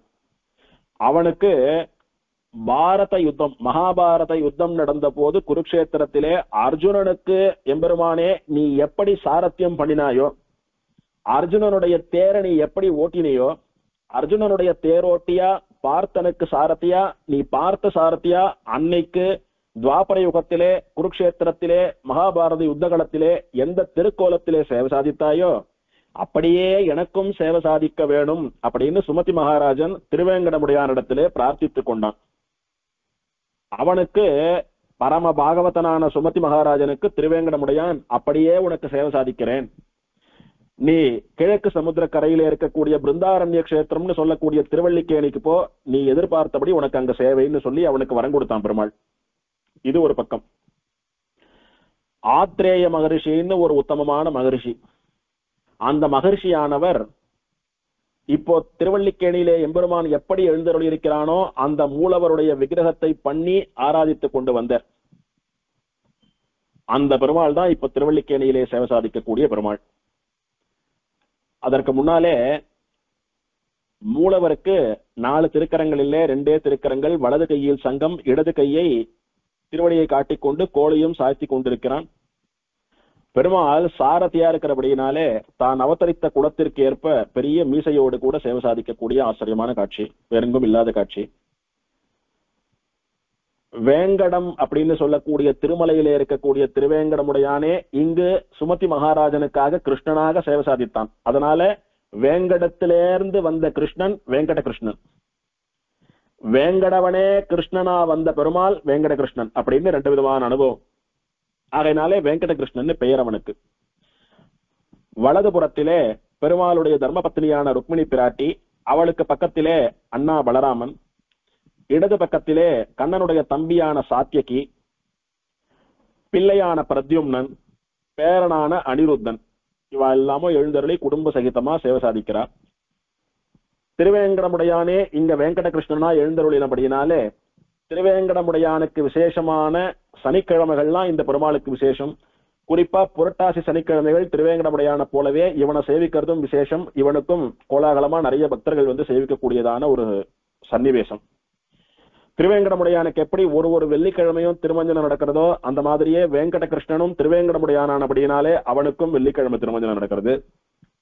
இதெல்லாம் ஆச்சரியமா இந்த கஷேத்திரத்தினுடைய மூலவர் வெங்கட கிருஷ்ணனுடைய வைபவங்கள்.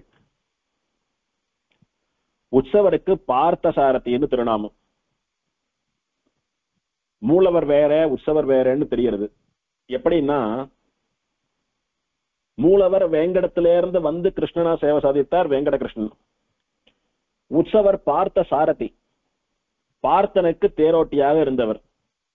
கண்ணன் அர்ஜுனனுக்கு சாரதியா இருந்து அவனுடைய தேர ஓட்டி மகாபாரத யுத்தத்தை நடத்தி வைத்தான், விஸ்வரூப தரிசனத்தை காட்டினான், பகவத்கீதை உபதேசம் எல்லாம் பண்ணினானோ இல்லையோ. அப்போ அர்ஜுனன் நோக்கி பீஷ்மாச்சாரியர் விட்ட அம்புகளை எல்லாம் அர்ஜுனனுக்காக தான் தன்னுடைய திருமுக மண்டலத்திலே ஏற்றான் கண்ணன். அந்த பக்தர்களுக்காக இறங்கி அவர்களுடைய கஷ்டத்தை தான் ஏறிட்டு கொண்டு பக்தர்களை கஷ்டப்படுத்தாமல் அவளுக்காக அவருடைய கஷ்டத்தை தான் தாங்கிக் கொள்ளக்கூடிய, பக்தர்களுக்காக இறங்கக்கூடிய அந்த எளிமையோடு கூட, அந்த நீர்மையோடு கூட, என்னிடத்திலே சரணாகத்தை பண்ணி என்னுடைய பக்தாளா இருந்து என் காலை ஒரு முறை புடிச்சுட்டீங்களானா உங்களுக்காக நான் எல்லாத்தையும் தாங்கிப்பேன், உங்களுக்காக எவ்வளவு வேணாலும் இறங்கி வருவேன். அப்படிதான் அன்னைக்கு அர்ஜுனனுக்கு இறங்கினேன். நம்பலையா? என்னுடைய முகத்திலே வடுக்களை எல்லாம் பாருங்க. அர்ஜுனன் நோக்கி பீஷ்மர் விட்ட அம்புகளை எல்லாம் நான் என்னுடைய முகத்திலே தாங்கிண்டு முகமெல்லாம் பொத்தல் பொத்தலா போயிடுத்து. இன்னைக்கும் கூட அந்த வடு அந்த ரணமெல்லாம் ஆறாம தான் இருக்கேன். ஆகையினால என்ன நம்புங்க, என்னுடைய முகத்தை பாருங்க. நீங்களும் என்னிடத்திலே வந்து பக்தி பண்ணி என்னுடைய திருவடியை பிடிச்சுக்கோங்க, உங்களுக்காக எல்லாத்தையும் நான் தாங்கிக்கிறேன்னு சொல்லி நமக்கு அனுகிரகம் பண்ணக்கூடிய ரீதியிலே அந்த வடுக்களும் காயங்களும் கூட இன்றும் மாறாதபடி ஆச்சரியமான திருமுக மண்டலத்தோட பக்தர்களுக்கு இறங்கி வந்து அனுகிரகம் பண்ணக்கூடிய எம்பெருமானாக பார்த்த சாரதி முகத்திலே வடுக்களோடு கூட சேவை சாதிக்கிறான். இவன் பார்த்தனுக்கு சாரதியானது எப்படி அப்படின்றதுக்கு ஆதாரம் முகத்திலே இருக்கக்கூடிய அந்த அம்புபட்ட காய துளைகள், அந்த ரணங்கள், அந்த வடுக்கள்.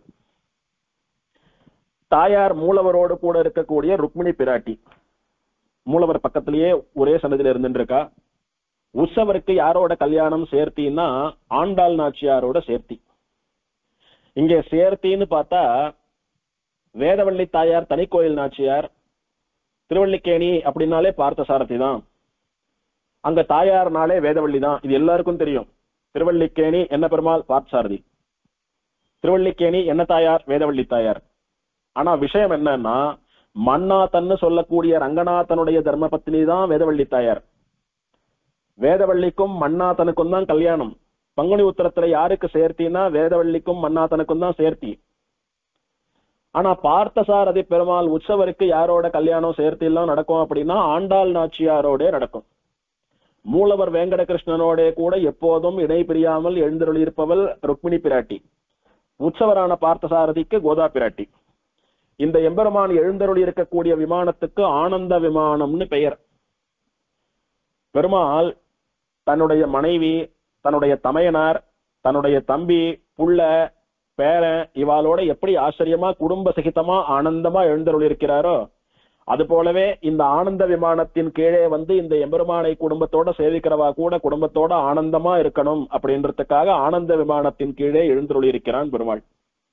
எனக்கு எந்த ஒரு குறையும் இல்லை, அளவில்லாத பக்தர்களாலே சேவிக்கப்பட்டு கொண்டு, என்னுடைய பக்தர்களுக்காக அவர்கள் விரும்பின ரீதியிலே சேவை சாதித்துக் கொண்டு, என்னுடைய குடும்பத்தாரோடு கூட நான் ஆனந்தமாக இருக்கிறேன்னு பெருமாள் நமக்கெல்லாம் தெரிவிக்கும்படியான ஆனந்த விமான திருக்கோலம். தீர்த்தம் பிரதான தீர்த்தமான கைரவினி சரஸ்னு சொல்லக்கூடிய அல்லிக்கேணி புஷ்கரணி.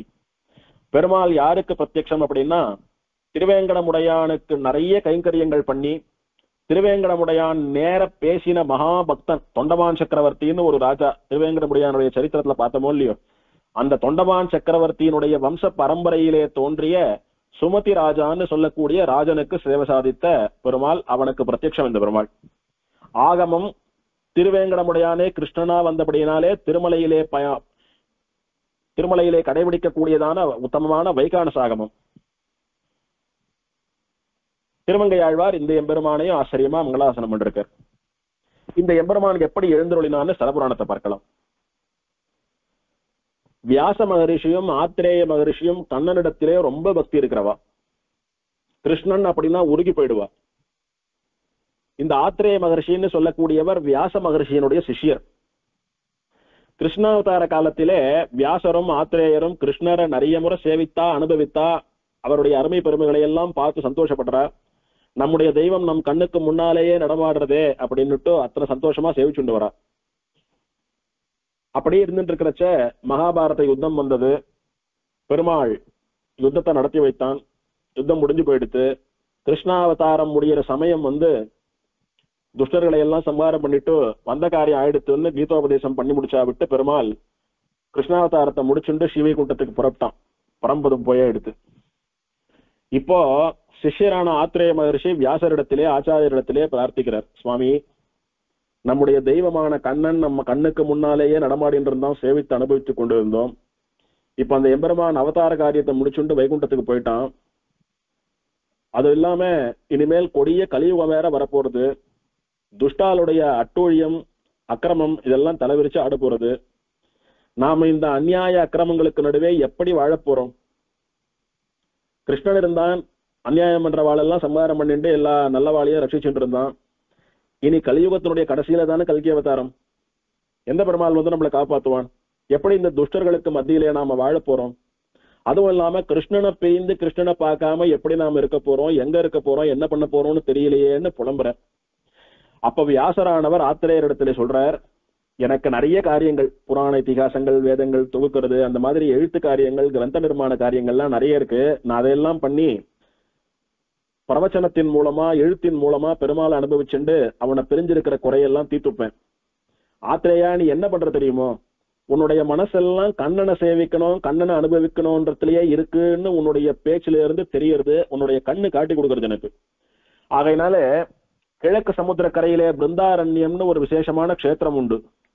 அங்கே மகா தபஸ்வியும் மகா ஞானியுமான சுமதி மகரிஷின்னு ஒரு மகரிஷி ரொம்ப காலம் தபஸ் பண்ணிட்டு இருக்கார். அடியன் நன்னா கவனிக்கணும். திருவேங்கடமுடையாரிடத்திலே போய் எனக்கு நீ பார்த்த சாரதியா சேவை சாதிக்கணும்னு பிரார்த்தித்த ராஜாவுக்கு சுமதி மகாராஜான்னு பெயர். அவர் ராஜா, அவர் வேற, அந்த சுமதி வேற. திருவள்ளிக்கேணியிலே பல வருஷங்கள் தபஸ் பண்ணிட்டு இருக்கக்கூடிய மகா தபஸ்வி மகா ஞானின்னு வியாசர் ஆத்திரேயருக்கு சொன்னவர் சுமதி மகரிஷி, அவர் வேற. சுமதி அப்படின்னா நல்ல மதி அப்படின்னு அர்த்தம், நல்ல தெளிந்த ஞானம்னு அர்த்தம். நல்ல தெளிந்த ஞானத்தை, அஞ்ஞானம் இல்லாமல் வசந்த ஞானத்தை உடையவர்களுக்கு சுமதின்னு பெயர். ஆகையினாலே ஆச்சரியமா இந்த சுமதி ராஜா, சுமதி மகரிஷின்னு 2 பக்தர்கள் திருவேங்கடமுடையானுக்கும் பார்த்தசாரதிக்கும். அப்படி சுமதி மகரிஷி ரொம்ப காலம் தபஸ் பண்ணிட்டு இருக்கார். ஆத்திரேயா, நீ அவருடைய ஆசிரமத்துக்கு சமீபத்திலே போய் கண்ணனையே நினைச்சுண்டு கண்ணனை எப்ப சேவிக்க போறோன்ற ஆசையோடு கூட அவருக்கு கைங்கரியங்களை பண்ணிட்டு அங்கேயே வாசம் பண்ணு. கூடிய சீக்கிரம் உனக்கு க்ஷேமம் உண்டாகும், கண்ணன் உனக்கு சேவை சாதிப்பான் அப்படின்னு சொல்றார். சொல்லுனது மட்டும் இல்லாமல் ஆத்திரேயருடைய நிலையை பார்த்தார். ஒரு க்ஷணம் கூட கண்ணனை சேவிக்காம அவரால் வாழ முடியாதுன்றதை புரிஞ்சுட்டார். பெருமாள் விபவாவதாரமா கண்ணுக்கு முன்னால நடமாடின்னு இருந்த தெய்வம் இப்ப அவதார காரியத்தை முடிச்சுண்டு வைகுண்டம் போயிடுத்து. இனிமேல் அந்த தெய்வத்தை நாம எப்படி சேவிக்கணும் அப்படின்னா கலியுகத்துக்கு இதுதான் விதி அப்படின்னா விக்கிரக ரூபமா ஒரு உருவத்துல பெருமாளை பண்ணி வச்சுட்டுதான் அனுபவிக்கணும். பெருமாள் சாட்சாத்தா நடமாட மாட்டான், விக்கிரகமா தான் சேவை சாதிப்பான், அவனைதான் ஆராதனை பண்ணணும், அவனைதான் அனுபவிக்கணும். ஆகையினாலே உன் மனசுக்கு பிடிச்சபடி கண்ணனுடைய விக்கிரகத்தை நான் என் கையாலேயே பண்ணி நிர்மாணம் பண்ணி பிரதிஷ்டை பண்ணி ஆராதனம் பண்ணி உனக்கு கொடுக்குறேன். அந்த பெருமாளை திருவாராதனம் பண்ணிட்டு நீ சுமதி மகரிஷியனுடைய ஆசிரமத்திலே வசித்துக் கொண்டு கண்ணன் உனக்கு நேரைய சேவை சாதிப்பான்னு சாதிக்கிறார். சாதிச்சுட்டு வாசுதேவன் சொல்லக்கூடிய எம்பெருமான் கண்ணனுடைய விக்கிரகத்தை வியாசர் தன்னுடைய கையாலேயே பண்றார். ஆச்சரியமா வலது திருக்கையிலே சங்கத்தை ஏந்தி கொண்டு இடது திருக்கையிலே தான முத்திரை அல்லது வரமுத்திரைன்னு சொல்லக்கூடிய தன்னுடைய திருவடிகளை காட்டிக் கொண்டிருப்பது போல பார்த்த சாரதியா பெருமாளை வைகானச சாஸ்திரத்திலே சொல்லப்பட்ட லட்சணங்களோடு கூட பிரதிஷ்டை பண்ணி விக்கிரகம் பண்ணியாயிடுத்து கண்ணனுக்கு. அதுல கண்ணனை வைகானச சாஸ்திரப்படி மந்திரங்களை கொண்டு ஆவாகனமும் பண்ணியாயிடுத்து, பிரதிஷ்டையும் பண்ணியாயிடுத்து. ஆச்சாரியரான வியாசர் தன்னுடைய கையாலே ரொம்ப காலம் அந்த கண்ணனுடைய விக்கிரகத்தை ஆராதனமும் பண்ணிட்டார். பண்ணிட்டு அந்த விக்கிரகத்தை அப்படியே தூக்கி ஆத்திரேய மகரிஷியினிடத்திலே கொடுத்து, இந்த பெருமாளோடு கூட நீ பிருந்தாரண்ய கஷேத்திரத்துக்கு போ, அங்க போய் இந்த பெருமாளை திருவாராதனம் பண்ணிட்டு சுமதி மகரிஷியினுடைய ஆசிரமத்திலே அவருக்கும் கைங்கரியம் பண்ணிட்டு வசித்துக் கொண்டு வா, பெருமாள் கூடிய சீக்கிரம் உனக்கு இதே போல சேவை சாதிப்பார் அப்படின்னு சொல்லி அனுப்பிடுறார். வியாசராலே பிரதிஷ்டை பண்ணப்பட்ட அந்த கண்ணனுடைய விக்கிரகத்தை தலையிலே சுமந்து கொண்டு ஆத்திரேய மகரிஷி ஆச்சரியமா திருவள்ளிக்கேணிக்கு வந்து சேர்றார். வந்து சேர்ந்து சுமதி மகரிஷியை பார்த்து சேவிக்கிறார். சேவிச்சுட்டு, அடியன் ஆத்திரேயன், வியாசருடைய சிஷ்யன், கண்ணனை பிரிந்திருக்க முடியலன்னு ஆச்சாரியரிடத்திலே விஞ்ஞாபித்த போது அந்த கண்ணனுடைய விக்கிரகத்தை பண்ணி பிரதிஷ்டை பண்ணி கொடுத்து அவர் கையால ஆராதனமும் பண்ணி கொடுத்து, இந்த பெருமாளை சுமதி மகரிஷியினுடைய ஆசிரமத்திலே வைத்து ஆராதனம் பண்ணி கொண்டு வா, கூடிய சீக்கிரம் பெருமாள் உனக்கு சேவை சாதிப்பான்னு சொல்லி அனுப்பினார். அடியேன உங்க ஆசிரமத்துல தங்கலாமா, உங்களை கைங்கரியங்கள்லாம் பண்ணலாமா அப்படின்னு பிரார்த்திக்க, பெருமாளை ஏழை பண்ணிட்டு வந்திருக்கீர், அதுவும் சாட்சாத் வியாசர் கையாலே பிரதிஷ்டை பண்ணப்பட்ட பெருமாள், அவர் ஆராதித்த பெருமாள், இவரை சேவிக்கிறது ஆராதிக்கிறதெல்லாம் எனக்கு அத்தனை பாக்கியம். நீர் வியாசர் மூலமா இங்க வந்து சேர்ந்தது, அதுவும் பெருமாளோட வந்து சேர்ந்தது, கூடிய சீக்கிரம் பெருமாள் எனக்கு சேவை சாதிக்க போறாருன்னு என் மனசுக்கு படுறது, அவசியம் வாங்கோ, என்னுடைய ஆசிரமத்திலேயே தங்குங்கோன்னு பிரார்த்திக்க, சுமதி மகரிஷியனுடைய ஆசிரமத்திலேயே ஆத்திரேய மகரிஷியும் தங்குடுற. தங்கிட்டு பல வருஷ காலம் தான் தலையிலே சுமந்து கொண்டு வந்த அந்த கண்ணனுடைய விக்கிரகத்தை வைகானச ஆகம ரீதியிலே பிரதிஷ்டை பண்ணிட்டு வர, சேவிச்சுண்டு வர. ஒரு நாள் சுமதி மகரிஷியானவர் என்ன சொல்றார், உமக்கு கண்ணனை சேவிக்கணும்னு ஆசை, ஆனா கண்ணனுக்கு தன்னுடைய குடும்ப சகிதமா இந்த க்ஷேத்திரத்திலே எழுந்தருள வேண்டும் என்று ஆசை. அதுவும் இல்லாமல் நானும், அதாவது சுமதி மகர்ஷின்னு சொல்லக்கூடிய நானும் கண்ணனை குடும்ப சகிதமா தான் சேவிக்கணும்னு ஆசைப்படுறேன். வியாசர் உமக்கு கண்ணனுடைய விக்கிரகத்தை மட்டும் பண்ணி கொடுத்தார், நாம 2 பேரும் சேர்ந்து மத்தவாளையெல்லாம் பிரதிஷ்டை பண்ணலாம் அப்படின்னுட்டு ருக்மிணி பிராட்டி, பலராமன், சாத்தியகி, அனிருத்தன் இவா எல்லாருடைய விக்கிரகத்தையும் பண்ணி குடும்ப சகிதமா வைகானச ஆகம ரீதியிலே இப்போது திருவள்ளிக்கேணி பார்த்தசாரதி பெருமாள் கர்ப்ப கிரகத்திலே இருப்பது போல 6 பேரையும் பிரதிஷ்டை பண்ணி சுமதி மகரிஷியும் ஆத்திரேய மகரிஷியும் ரொம்ப காலம் வைகானச ஆகம ரீதியிலே பெருமாள் அப்படியே ஆராதனை பண்ணிட்டு வரா. ஆராதனை பண்ணிட்டு எப்ப பரமபதிக்கிறதுன்னு காத்துட்டு இருக்கா. ஏன் அப்படின்னா ஆத்திரேயருக்கு கண்ணனை நேரம் சேவிக்கணும்னு ஆசை. சுமதி மகர்ஷிக்கு கண்ணனை குடும்பத்தோட சேவிக்கணும்னு ஆசை. ஆனா சுமதி மகர்ஷி பெருமாளிடத்திலே ரொம்ப ஆழங்கால் பட்டு பெருமாள் நேர வந்து சேவை சாதித்தாதான் இல்ல, விக்கிரகமாவே பெருமாள் நம்ம முன்னாடி நேரதான் இருக்கான்னு உணரக்கூடிய மகா ஞானி. திருமிழிசை பிரான் நிற்கின்றதெல்லாம் நெடுமால் என்று ஓராதார் கற்கின்றதெல்லாம் கடைன்னு சொன்னது போல நம் கண்ணுக்கு முன்னாலே தெரிவது எல்லாம் பெருமாள் தான் அப்படின்னு உணர்ந்த மகா ஞானி சுமதி மகர்ஷி. ஆகையினாலே விக்கிரக வடிவமா குடும்பத்தோட சேவை சாதிச்சுட்டோம். பெருமாள் இத்தனை நாள் தபஸ் பண்ணிட்டு இருந்தோம், ஒரு விக்கிரகமாவானும் பெருமாள் நமக்கு சேவை கொடுத்தானா? இல்ல. எங்கேயோ வியாசராலே பிரதிஷ்டை பண்ணப்பட்ட பெருமாள் அவர் வாயால சொல்லி ஆத்திரேயர் மூலமா நம்ம ஆசிரமத்துக்கு வந்து சேவை சாதித்தார். கண்ணனை சேவிச்சுட்டோம். அவருக்கு கண்ணன் விக்கிரகத்தை சேவிச்சோன்னு படல மனசுல, கண்ணனை சேவிச்சாயிடுத்து, விக்கிரக ரூபமா சேவிச்சாயிடுத்து, குடும்ப சகிதமா சேவை. திடீர்னு பெருமாள் நம்ம மனசுல கொண்டு குடும்ப சகிதமா பிரதிஷ்டை பண்ணி அவளையும் சேவிச்சாயிடுத்து. இனிமேல் மோட்சத்துக்கு போறேன்னு கண்ணனை தியானம் பண்ணி கண்ணனுடைய அனுகிரகத்தினாலே மோட்சத்துக்கு போயிட்டார் சுமதி மகரிஷி. இப்போ உனக்கு குடும்பத்தோடு கூட கண்ணன் நீ எதிர்பார்த்த ரூபத்திலே சேவை சாதிப்பான் அப்படின்னு ஆத்திரேயருக்கு வியாசர் சொன்னாரோ இல்லையோ, அந்த வாக்க வேத வாக்கா எடுத்துட்டு பெருமாள் நமக்காக வருவான் அப்படின்னு வியாசராலே பிரதிஷ்டை பண்ணப்பட்ட கண்ணன் என்ன, சுமதி மகர்ஷியாலே பிரதிஷ்டை பண்ணப்பட்ட மத்தவா என்ன, இவாளையெல்லாம் வைகான ஆகம சாஸ்திரப்படி ஆராதனம் பண்ணிட்டு ஆத்திரேயர் ரொம்ப வருஷம் திருவள்ளிக்கேணியில வசிச்சுண்டு வர. இப்படி இருக்கிற சமயத்துல ஏற்கனவே சொன்னது போல முன்னொரு காலத்திலே தொண்டமான் சக்கரவர்த்தியினுடைய வம்சத்திலே வந்த சுமதி மகாராஜா திருவேங்கடமுடையானை சேவிக்கிறதுக்காக போய் சுவாமி புஷ்கரணியிலே தீர்த்தமாடி திருவேங்கடமுடையானிடத்திலே பிரார்த்தித்தான்.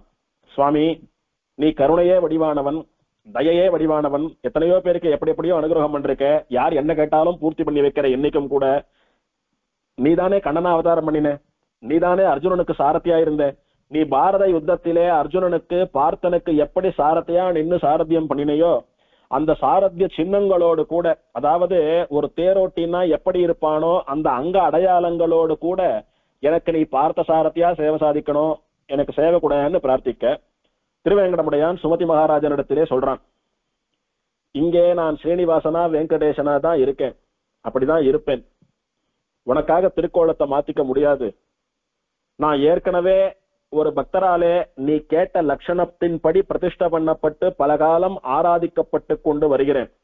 எங்கே அப்படின்னா கிழக்கு சமுத்திர கரையில இருக்கக்கூடிய பிருந்தாரண்ய கஷேத்திரத்திலே, திருவள்ளிக்கேணின்னு சொல்லக்கூடிய கஷேத்திரத்துல அப்படிதான் சேவை சாதிக்கிறேன். நீ அங்க போ, உத்தமமான சுவாமி புஷ்கரணியை போன்று இருக்கக்கூடிய கைரவினி புஷ்கரணியிலே தீர்த்தமாடு. நீ எப்படி என்ன சேவிக்கணும்னு ஆசைப்பட்டு தியானம் பண்ணியோ, என்னிடத்துல வாய திறந்து பிரார்த்திச்சையோ அந்த கோலத்திலே உனக்கு நான் சேவை சாதிக்கிறேன், அந்த விக்கிரகத்திலே நான் பிரத்யட்சமா உனக்கு சேவை சாதிக்கிறேன், அங்க போ அப்படின்னு திருவேங்கடமுடையான் சுமதி மகாராஜனுக்கு கட்டளை பிறப்பிக்கிறான். இந்த ராஜாவும் ஆச்சரியமா சந்தோஷத்தோடு கூட தான் விரும்பிய கோலத்திலே பெருமாள் நமக்காக ஏற்கனவே வந்து சேவை சாதிக்கிறான், அவனை போய் பிரத்யட்சமா சேவிக்க போறோன்ற ஆசையோட ஓட்டமும் நடையமா பிருந்தாவனத்துக்கு வந்து சேர்றான்.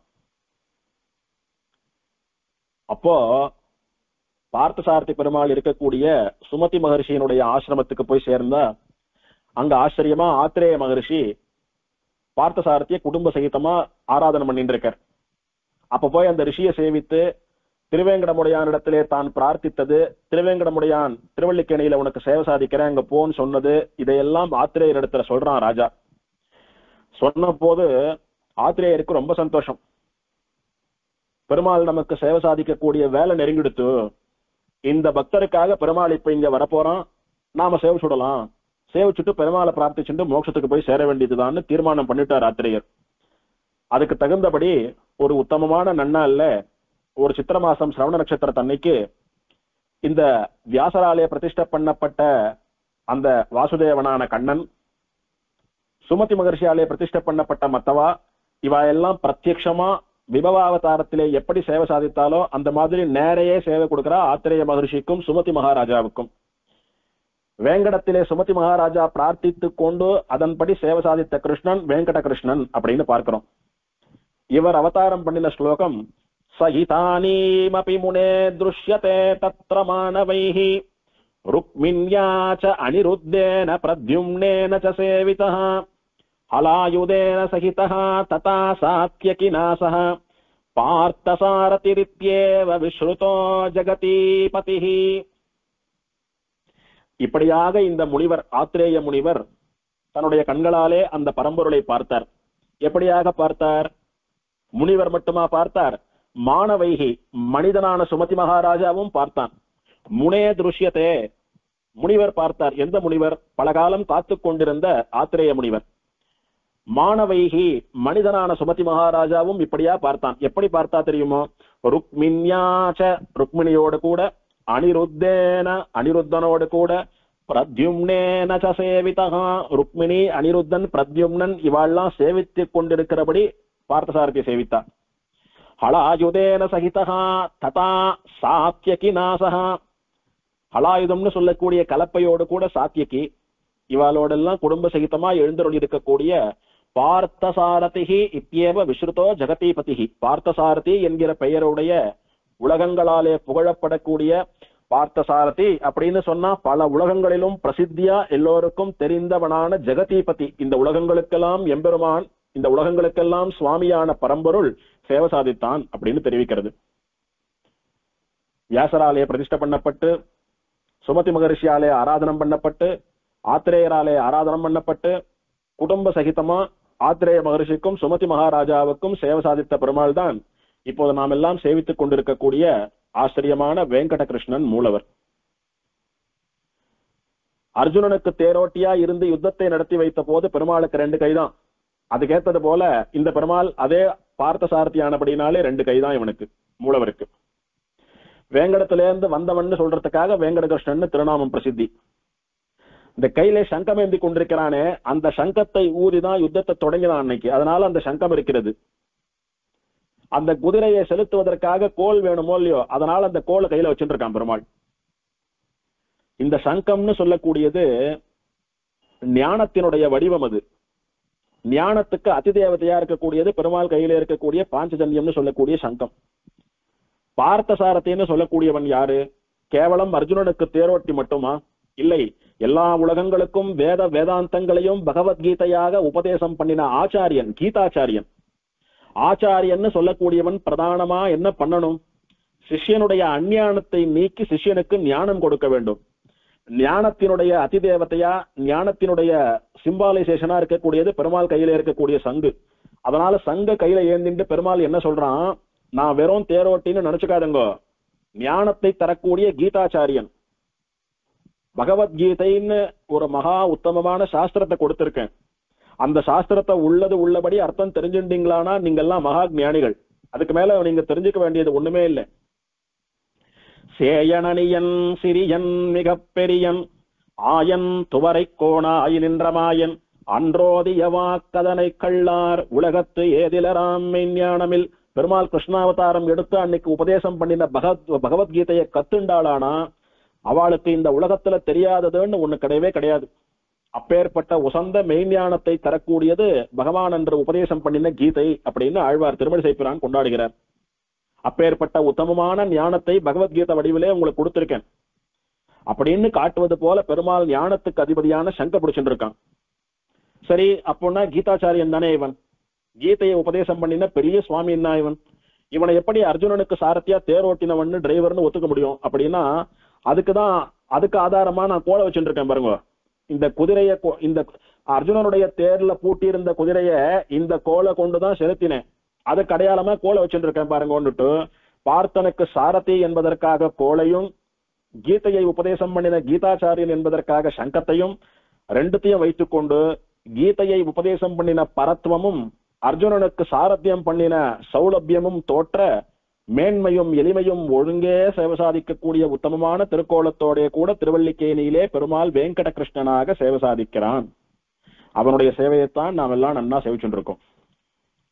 அந்த எம்பெருமானுடைய உற்சவர் பார்த்தசாரதி அப்படின்னு மேல் 2 திருக்கரங்களாலே சங்க சக்கரத்தை வைத்துக் கொண்டு, வலது திருக்கரத்தை அபயஹஸ்தமா வைத்துக் கொண்டு, இடது திருக்கரத்தை நம்பெருமாளை போல கதையை ஏந்தி கொண்டு சேவை சாதிக்கிறான். இவனுடைய திருமுக மண்டலத்திலேதான் ஆச்சரியமா பீஷ்மாச்சாரியருடைய அம்புகள், அர்ஜுனனை நோக்கி வந்த அம்புகளினுடைய ரணங்கள் வடுக்கள் எல்லாம் இன்னைக்கும் பக்தாளுடைய கஷ்டத்தை தான் தாங்கிக் கொள்கிறான் என்பதை காட்டும் விதமாக பெருமாளுடைய முகத்திலே தெரிகிறது. இவனுக்கும் அதி சுந்தரமான உபயநாச்சிமார்கள் தர்மபத்னிகளா எழுதிருக்கா. ஆண்டாள் நாச்சியாரோடு கூட இவனுடைய சேர்த்தி சேவை நமக்கு படமா பிராப்தமாறுது. பெருமாளுடைய ஜேஷ்டாபிஷேக தன்னைக்கு ஒரு நாள், அன்னைக்கு அறநாள் பெருமாளுடைய இடுப்பிலே ஒரு தழும்ப சேவிக்கலாம் இந்த கஷேத்திரத்திலே. யசோத பிராட்டி உரலோடு கூட கண்ணனை கட்டி வைத்த போது சின்ன சின்ன துண்டு கயத்தையெல்லாம் ஒன்னா கட்டி இருக கட்டினாலோ இல்லையோ, அப்போ அவளுடைய அந்த கண்ணினும் சிறு தாம்பு, அந்த கயிறுனுடைய தழும்பு பெருமாளுடைய இடுப்புல அப்படியே பதிஞ்சு போயிடுது. குழந்தைகளுக்கெல்லாம் சின்ன வயசுல அரண்யான் கயிறு இழுத்து கட்டிட்டோமானா அப்படியே அந்த தழும்பு பதிஞ்சு போயிடும். அந்த மாதிரி பெருமாளுக்கு யசோத பிராட்டியானவள் உரலோடு இணைத்து கட்டின தழும்பு இன்னைக்கும் இடுப்பிலே சேவை சாதிக்கிறது. மற்ற நாளெல்லாம் பெருமாள் கவச்சம் சாத்தின்னு இருக்கிறபடினால அதை சேவிக்க முடியாது. ஜேஷ்டாபிஷேக தன்னைக்கு மட்டும் ஒரு அரை நாள் அதை சேவிக்கும்படியா இருக்கும். அதை சேவிக்கிறவா, சேவித்தவா, சேவிக்க போறவா மகாபாகியவான்கள். அந்த எபெருமானுடைய அந்த திருக்கோலத்தையும் சேவித்துக் கொள்ள வேண்டியது. இப்படி அர்ஜுனனுக்காக தன்னுடைய முகத்திலே பெருமாள் வடுக்களோடு கூட அம்புகளை தாங்கினான். அடியவர்களுக்காக இறங்கக்கூடியவன் முகத்தை எல்லா நாளும் காட்டின்னு இருக்கான். தன்னுடைய தாயாரான தன்னுடைய பரம பக்தையான யசோதை பிராட்டிக்காக உரலோடு கட்டுண்டேன் அப்படின்னு தன்னுடைய பக்தைக்காக தான் எளியவனா இறங்கி வந்ததை வருஷத்துக்கு ஒரு நாள் சேவையா காட்டுறான். அதையும் போய் சேவிக்க வேண்டியது. இப்படி மூலவர் வெங்கடகிருஷ்ணனாகவும் உற்சவர் பார்த்தசாரதியாகவும் எழுந்தருள் இருக்கக்கூடிய குடும்ப சகிதமான சேவை. இந்த எம்பெருமானுக்கு இவனிடத்திலே ஈடுபாடு காரணமா இவன் தான் இந்த கஷேத்திரத்திலே நிறைய பிரசித்தமான பெருமாள் அப்படின்றதுனால திருமங்கையாழ்வார் நிறைய பாசுரங்களால பாடிட்டார் இவனை. விற்பெரு விழவும் கஞ்சனும் மல்லும் வேகமும் வேழமும் பாகனும் வீழ செற்றவன் தன்னை புறமெறி செய்த சிவனொரு துயர்களை தேவை பற்றளர் வீய கோள் கையில் கொண்டு பார்த்தன் தன் தேர் முன் நின்றானை சிற்றவை பணியால் முடி துறந்தானை திருவல்லிக்கேணி கண்டேனே. கம்சனுடைய யானையான குவளையா பீட்டம்னு சொல்லக்கூடிய யானையை சம்ஹாரம் பண்ணினவன், அந்த பாகனையும் சம்ஹாரம் பண்ணினவன், கம்சனாலே ஏவப்பட்ட மல்யுத்த வீரர்களை எல்லாம் சம்ஹாரம் பண்ணினவன், அந்த கம்சனுடைய கதையையும் முடித்தவன், அப்பேற்பட்ட மகாவீரன். அந்த எம்பெருமான் திருவல்லிக்கேணியில எப்படி சேவை சாதிக்கிறான் தெரியுமா எனக்கு? பற்றளர் வீய கோல் கையில் கொண்டு பார்த்தன் தன் தேர் முன் நின்றவனாக சேவை சாதிக்கிறான். பார்த்தன் தன் தேர் முன் நின்றானை, அர்ஜுனனுடைய தேருக்கு முன்னாலே சாரதியா தேரோட்டியா நின்றவனை அப்படின்னு சாதிக்கிறார். பார்த்த சாரதின்னு தெரியுது. எப்படி சாதிக்கிறான்னு பெருமாளுடைய திருக்கோலத்தை வர்ணிக்கிறார் பாருங்க ஆச்சரியமா. பற்றளர் வீய கோல் கையில் கொண்டு, கோல் அப்படின்றது அந்த குதிரையை செலுத்தக்கூடியதான அந்த கழி, அந்த கொம்பு, அந்த கோல். பெருமாள் தன்னுடைய திருமேனியோட சாத்தின் இருக்கான் பாருங்க மூலவன், அந்த கோல். எதுக்கு பெருமாள் கையில கோலை வச்சுருக்கார் தெரியுமோ? கேவலம் குதிரையை செலுத்துறதுக்கு இல்ல, ஹாய் போ அப்படின்னு குதிரையை ஓட்டுறதுக்கு இல்ல. பற்றளர் வீய, பற்றளர் அப்படின்னா ரெண்டு அர்த்தம். ஒண்ணு எதிரிகள்னு அர்த்தம். யார எம்பெருமானுக்கு, எம்பெருமான் யார் பக்கம் நின்னா? பாண்டவர்கள் பக்கம், அர்ஜுனன் பக்கம் நின்னா. அர்ஜுனனுக்கு பாண்டவர்களுக்கு யார் எதிரிகளோ அவ வீயன்னா அவ எல்லாம் அழிந்து போகும்படி ஒழிந்து போகும்படி கையில கோலை வச்சுட்டு இருக்கான். கோலை வச்சு கேவலம் குதிரைய தேரை இயக்குறான்னு பாக்குறீங்களா? இல்ல, அர்ஜுனனை, அந்த மகாபாரத யுத்தத்தை, இந்த உலகத்தையே இயக்குகிறான் பெருமாள். அவன் கையில இருக்கிறது கேவலம் குதிரையை ஓட்டக்கூடிய கொம்புன்னு நினைச்சுன்றாதுங்க. செங்கோலுடைய திருவரங்க செல்வனார்னு சொல்வது போல எல்லா உலகங்களையும் இயக்கக்கூடிய ராஜாவான இவனுடைய செங்கோல் அது. அதை வச்சுண்டு எதிரிகளை இல்லாமல் பண்ணினவன் மகாபாரத யுத்தத்தின் போது. பற்றலர்னா எதிரின்னு ஒரு அர்த்தம். இன்னொரு அர்த்தம் பற்று அலர் அப்படின்னா பற்று இல்லாதவர்கள் அப்படின்னா இந்த எம்பெருமானுடைய திருவடிகளிலே பக்தி இல்லாதவர்கள். யாரெல்லாம் இவனிடத்திலே பக்தியோடு இருக்காளோ அவளுக்கெல்லாம் அனுகிரகம் பண்ணி மோட்சம் கொடுக்கக்கூடியவன். இவனிடத்திலே பற்று இல்லாமல் இவனிடத்திலே துவேஷம் இருக்கிறவா அவ எப்படி கடை தேர்வது? ஆகையினாலே அவள்லாம் இந்த பெருமாளிடத்திலே தோத்து போய் ஒரு நாள் நிச்சயம் இவனுடைய பக்தர்களா மாறி அவளையும் மோட்சம் கொடுக்கும்படியாக இவனுடைய கருணையா அவளுடைய கர்வமா ஆணவமான்னு பார்த்தா அவளுடைய கர்வம் ஆணவம் எல்லாம் இவனுடைய கருணையின் முன்னாலே தோத்து போயிடும். அப்படி இவனிடத்திலே பற்று இல்லாதவர்கள் கூட ஒழியும்படியா வீயும்படியா மாறி இவன் கால பிடிக்கும்படியாக பார்த்தன் தேர் முன் நின்ற எம்பெருமான் அப்படின்னுட்டு பார்த்த சாரதின்றத ஆச்சரியமா முதல் பாசுரத்தினாலேயே மங்களாசாசனம் பண்ணிவிட்டார். பற்றளர் வீய கோல் கையில் கொண்டு பார்த்தன் தன் தேர் முன் நின்றான் அப்படின்னு பார்த்த சாரதின்னு சொல்லி எடுத்து. அடுத்த பாட்டுல வஞ்சனை செய்யத்தாயுருவாகி வந்த பேய் அலரி மண் சேர நஞ்சமர் முளையோடு உயிர் சக புண்டநாதனை பூதனா சம்ஹாரம் பண்ணின விற்த்தாந்தத்தை சொல்லி தன்னுடைய தாயார போல வேஷத்துல வந்த பூத்தனை பால் கொடுக்க வந்த போது பால் சாப்பிடுறது போல அவளுடைய உயிரையும் சேர்த்து வாங்கி அவருடைய கதையை முடித்தவன், தான் அவர் கூற்று, இப்படி இந்த பூதனைக்கு மட்டுமல்ல பல அசுரர்களுக்கு யமனாக விளங்கியவன். விஞ்சை வானவர் சாரணர் சித்தர் வியந்து துதி செய்ய பெண்ணுருவாகி அஞ்சுவைய முதமன்றளித்தானை திருவள்ளிக்கேணி கண்டேனே. பூதனா சம்ஹாரம் மட்டும் பண்ணல இவன், தேவர்களுக்காக சாரணர் சித்தர்களுக்காக மோகினி அவதாரம் பண்ணி அமிர்தத்தை வாங்கி அசுரர்களிடத்திலே இருந்து பறித்து தேவர்களுக்கெல்லாம் அமிர்த மதனம் அமிர்த பிரதானம் பண்ணின எம்பெருமான் அப்படின்னுட்டு இவன் மோகினியா அவதாரம் பண்ணதையும் கொண்டாடுறார். அந்த கண்ணனை நான் திருவள்ளிக்கேணியிலே சேவித்தேன். இந்திரனுக்கென்று ஆயர்கள் எடுத்த எழில் விழவில் பழநடை செய் மந்திர விதியில் பூசனை பெறாது மழை பொழிந்திடத் தளர்ந்து ஆயர் அந்தமோடு இனானிரை தளராமல் எம்பெருமான் அருள் என்ன அந்தமில் வரையால் மழை தடுத்தானை திருவல்லிக்கேணி கண்டேனே. இந்திரனுக்கு படையலிட்டு பூஜை பண்ணணும்னு ஆயர்கள் எல்லாம் ஏற்பாடு பண்ணின போது இந்திரனுடைய கர்வத்தை அடக்க வேண்டும் என்பதற்காகவும் தன்னுடைய பக்தர்களான இந்த ஸ்ரீ வைஷ்ணவர்களான கோபியர்கள் கேவலம் தேவதாந்திர சம்பந்தம் எல்லாம் வைத்துக் கொள்ளக்கூடாது, இந்திரனை எல்லாம் சேவிக்க கூடாது என்பதற்காக தனக்கே அந்த பூஜனைகள் நடைபெறும்படி தன்னுடைய ஸ்வரூபமான அந்த கோவர்தனகிரிக்கு அந்த படையலிட்டு பூஜையெல்லாம் பண்ணுங்கன்னு கண்ணன் சொல்ல அவளும் அப்படியே பண்ண. காலாகாலமா எனக்கு பண்ணிட்டு இருந்த பூஜையை கண்ணன் தடுத்துட்டானேன்னு கண்ணன் பேர்லயும் அந்த பூஜையை மாத்தின ஆயர்கள் பேர்லயும் கோபத்தோடு கூட விடாமல் 7 நாட்கள் இரவும் பகலும் அப்படி அழிக்கக்கூடிய மழையை பொழிந்தான் இந்திரன். அந்த மழையிலே யாருக்கும் எதுவும் நடக்காதபடிக்கு அந்த கோவர்தனகிரின்னு சொல்லக்கூடிய மலையை தாங்கி கண்ணனானவன் அந்த பசுக்களையும் அந்த பசுக்களை மேய்த்து பிழைப்பு நடத்துபவர்களான தன்னுடைய பக்தர்களான ஆயர்களையும் ரட்சித்தானே. அந்த கண்ணனை, அந்த கோவர்தனகிரியை ஏந்தி மழை தடுத்தவனை திருவள்ளிக்கேணியிலே சேவித்தேன் அப்படின்னு முழுக்க கிருஷ்ண வைபவம் இந்த பாசுரம். இப்படி குழந்தையிலே பூத்தனா சம்ஹாரம் பண்ணின மகாவீரன், கட்டிலம் காளையாக இருந்த போது கம்சன், குவளையா பீட்டம், யானை, பாகன், அவாய்வா மல்யுத்த வீரர்களை எல்லாம் முடித்த மகாவீரன், நல்ல புத்தி சாமர்த்தியம் உள்ளவன். அசுரர்கள் எதுல வீக்குன்னு பார்த்து அவளுக்கு தகுந்தபடி பெண் உருவாகி அவ பெண்ணை பார்த்து அப்படியே வாய பொழந்து நின்ன போது அவளை வஞ்சித்து ஏமாத்தி தேவர்களுக்கு அமுதம் வாங்கி கொடுத்தவன். அப்படி புத்தியிலும் நல்ல சாமர்த்தியம். குழந்தையிலே மகாவீரன், வயசு பையனா இருக்கிறச்ச இன்னும் கட்டிலங்காலை. தன்னை ஆசிரியத்தவர்களை ரட்சிப்பதை ஒரு விரதமாக கொண்டிருக்கிறேன் என்று இந்திரனை பகைத்துக் கொண்டு அவனுடைய கர்வத்தை அடக்கி ஒரு மலையை ஒரு சுண்டு விரலாலே தூக்கி காப்பாற்றின தெய்வம். நான் அப்படியே விளையாட்டு பெறாக்கா இருந்துட்டு இருப்பேன், அதனால என்ன சின்ன பையன் குழந்தைன்னு நினைச்சுடாதுங்கோ, எப்போ உங்களுடைய கஷ்டத்தை தீர்த்து உங்களை காப்பாத்தணுமோ அப்போ காப்பாத்துவேன் அப்படின்னு காட்டி கொடுத்த பெருமாள். இதெல்லாம் தான் கண்ணனா அப்படின்னு நினைச்சுக்காதுங்கோ. என்ன சொல்றேன் அவனுடைய பெருமையை. இன் துணை பதுமத்து அலர்மகள் தனக்கும் இன்பன். ஆச்சரியமான தாமரை மலரிலே அமர்ந்து கொண்டிருக்கக்கூடிய பெரிய பிராட்டி மகாலட்சுமி, அவளுக்கு இன்பன் அவளுடைய கணவன். நற்புவி தனக்கு இறைவன், பூமாதேவிக்கும் கணவன்.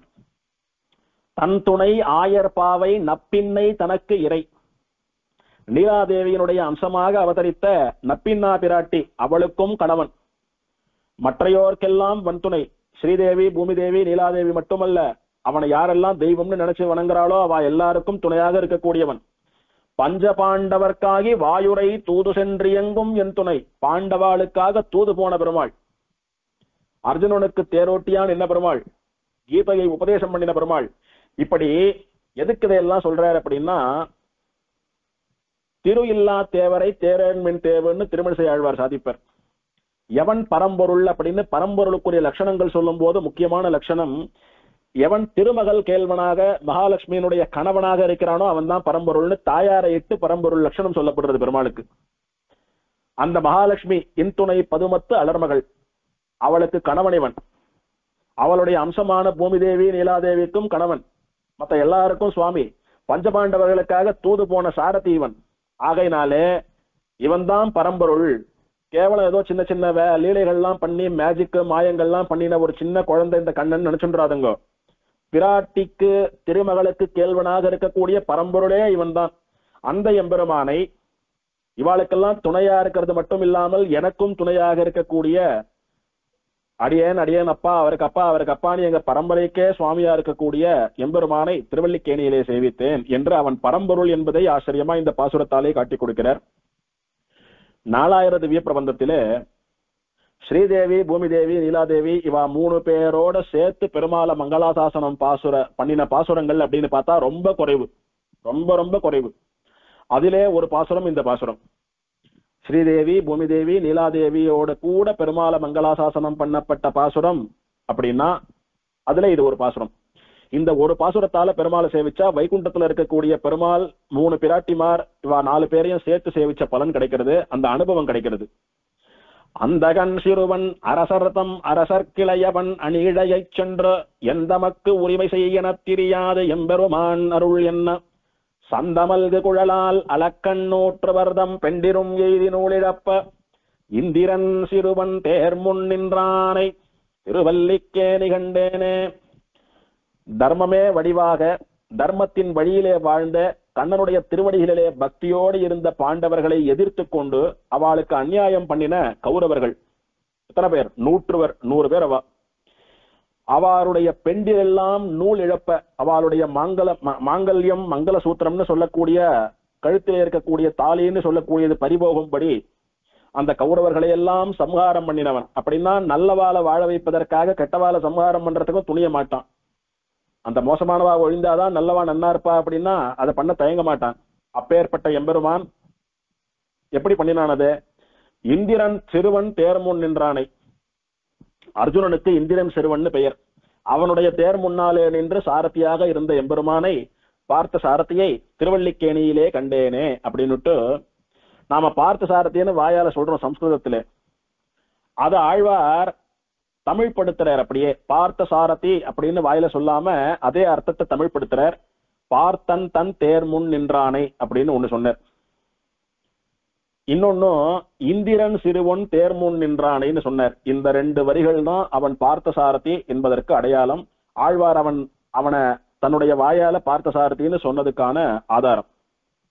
இந்த எம்பெருமான் சேவை சாதித்தது சித்திரையிலே சிரவண நட்சத்திரமானபடியினாலே சித்திர மாசம் சிரவணத்துக்கு தீர்த்தவாரி ஆறபடி 10 நாள் சித்திர மாசம் விசேஷமா இந்த எம்பெருமானுக்கு பிரம்மோற்சவம் நடக்கிறது.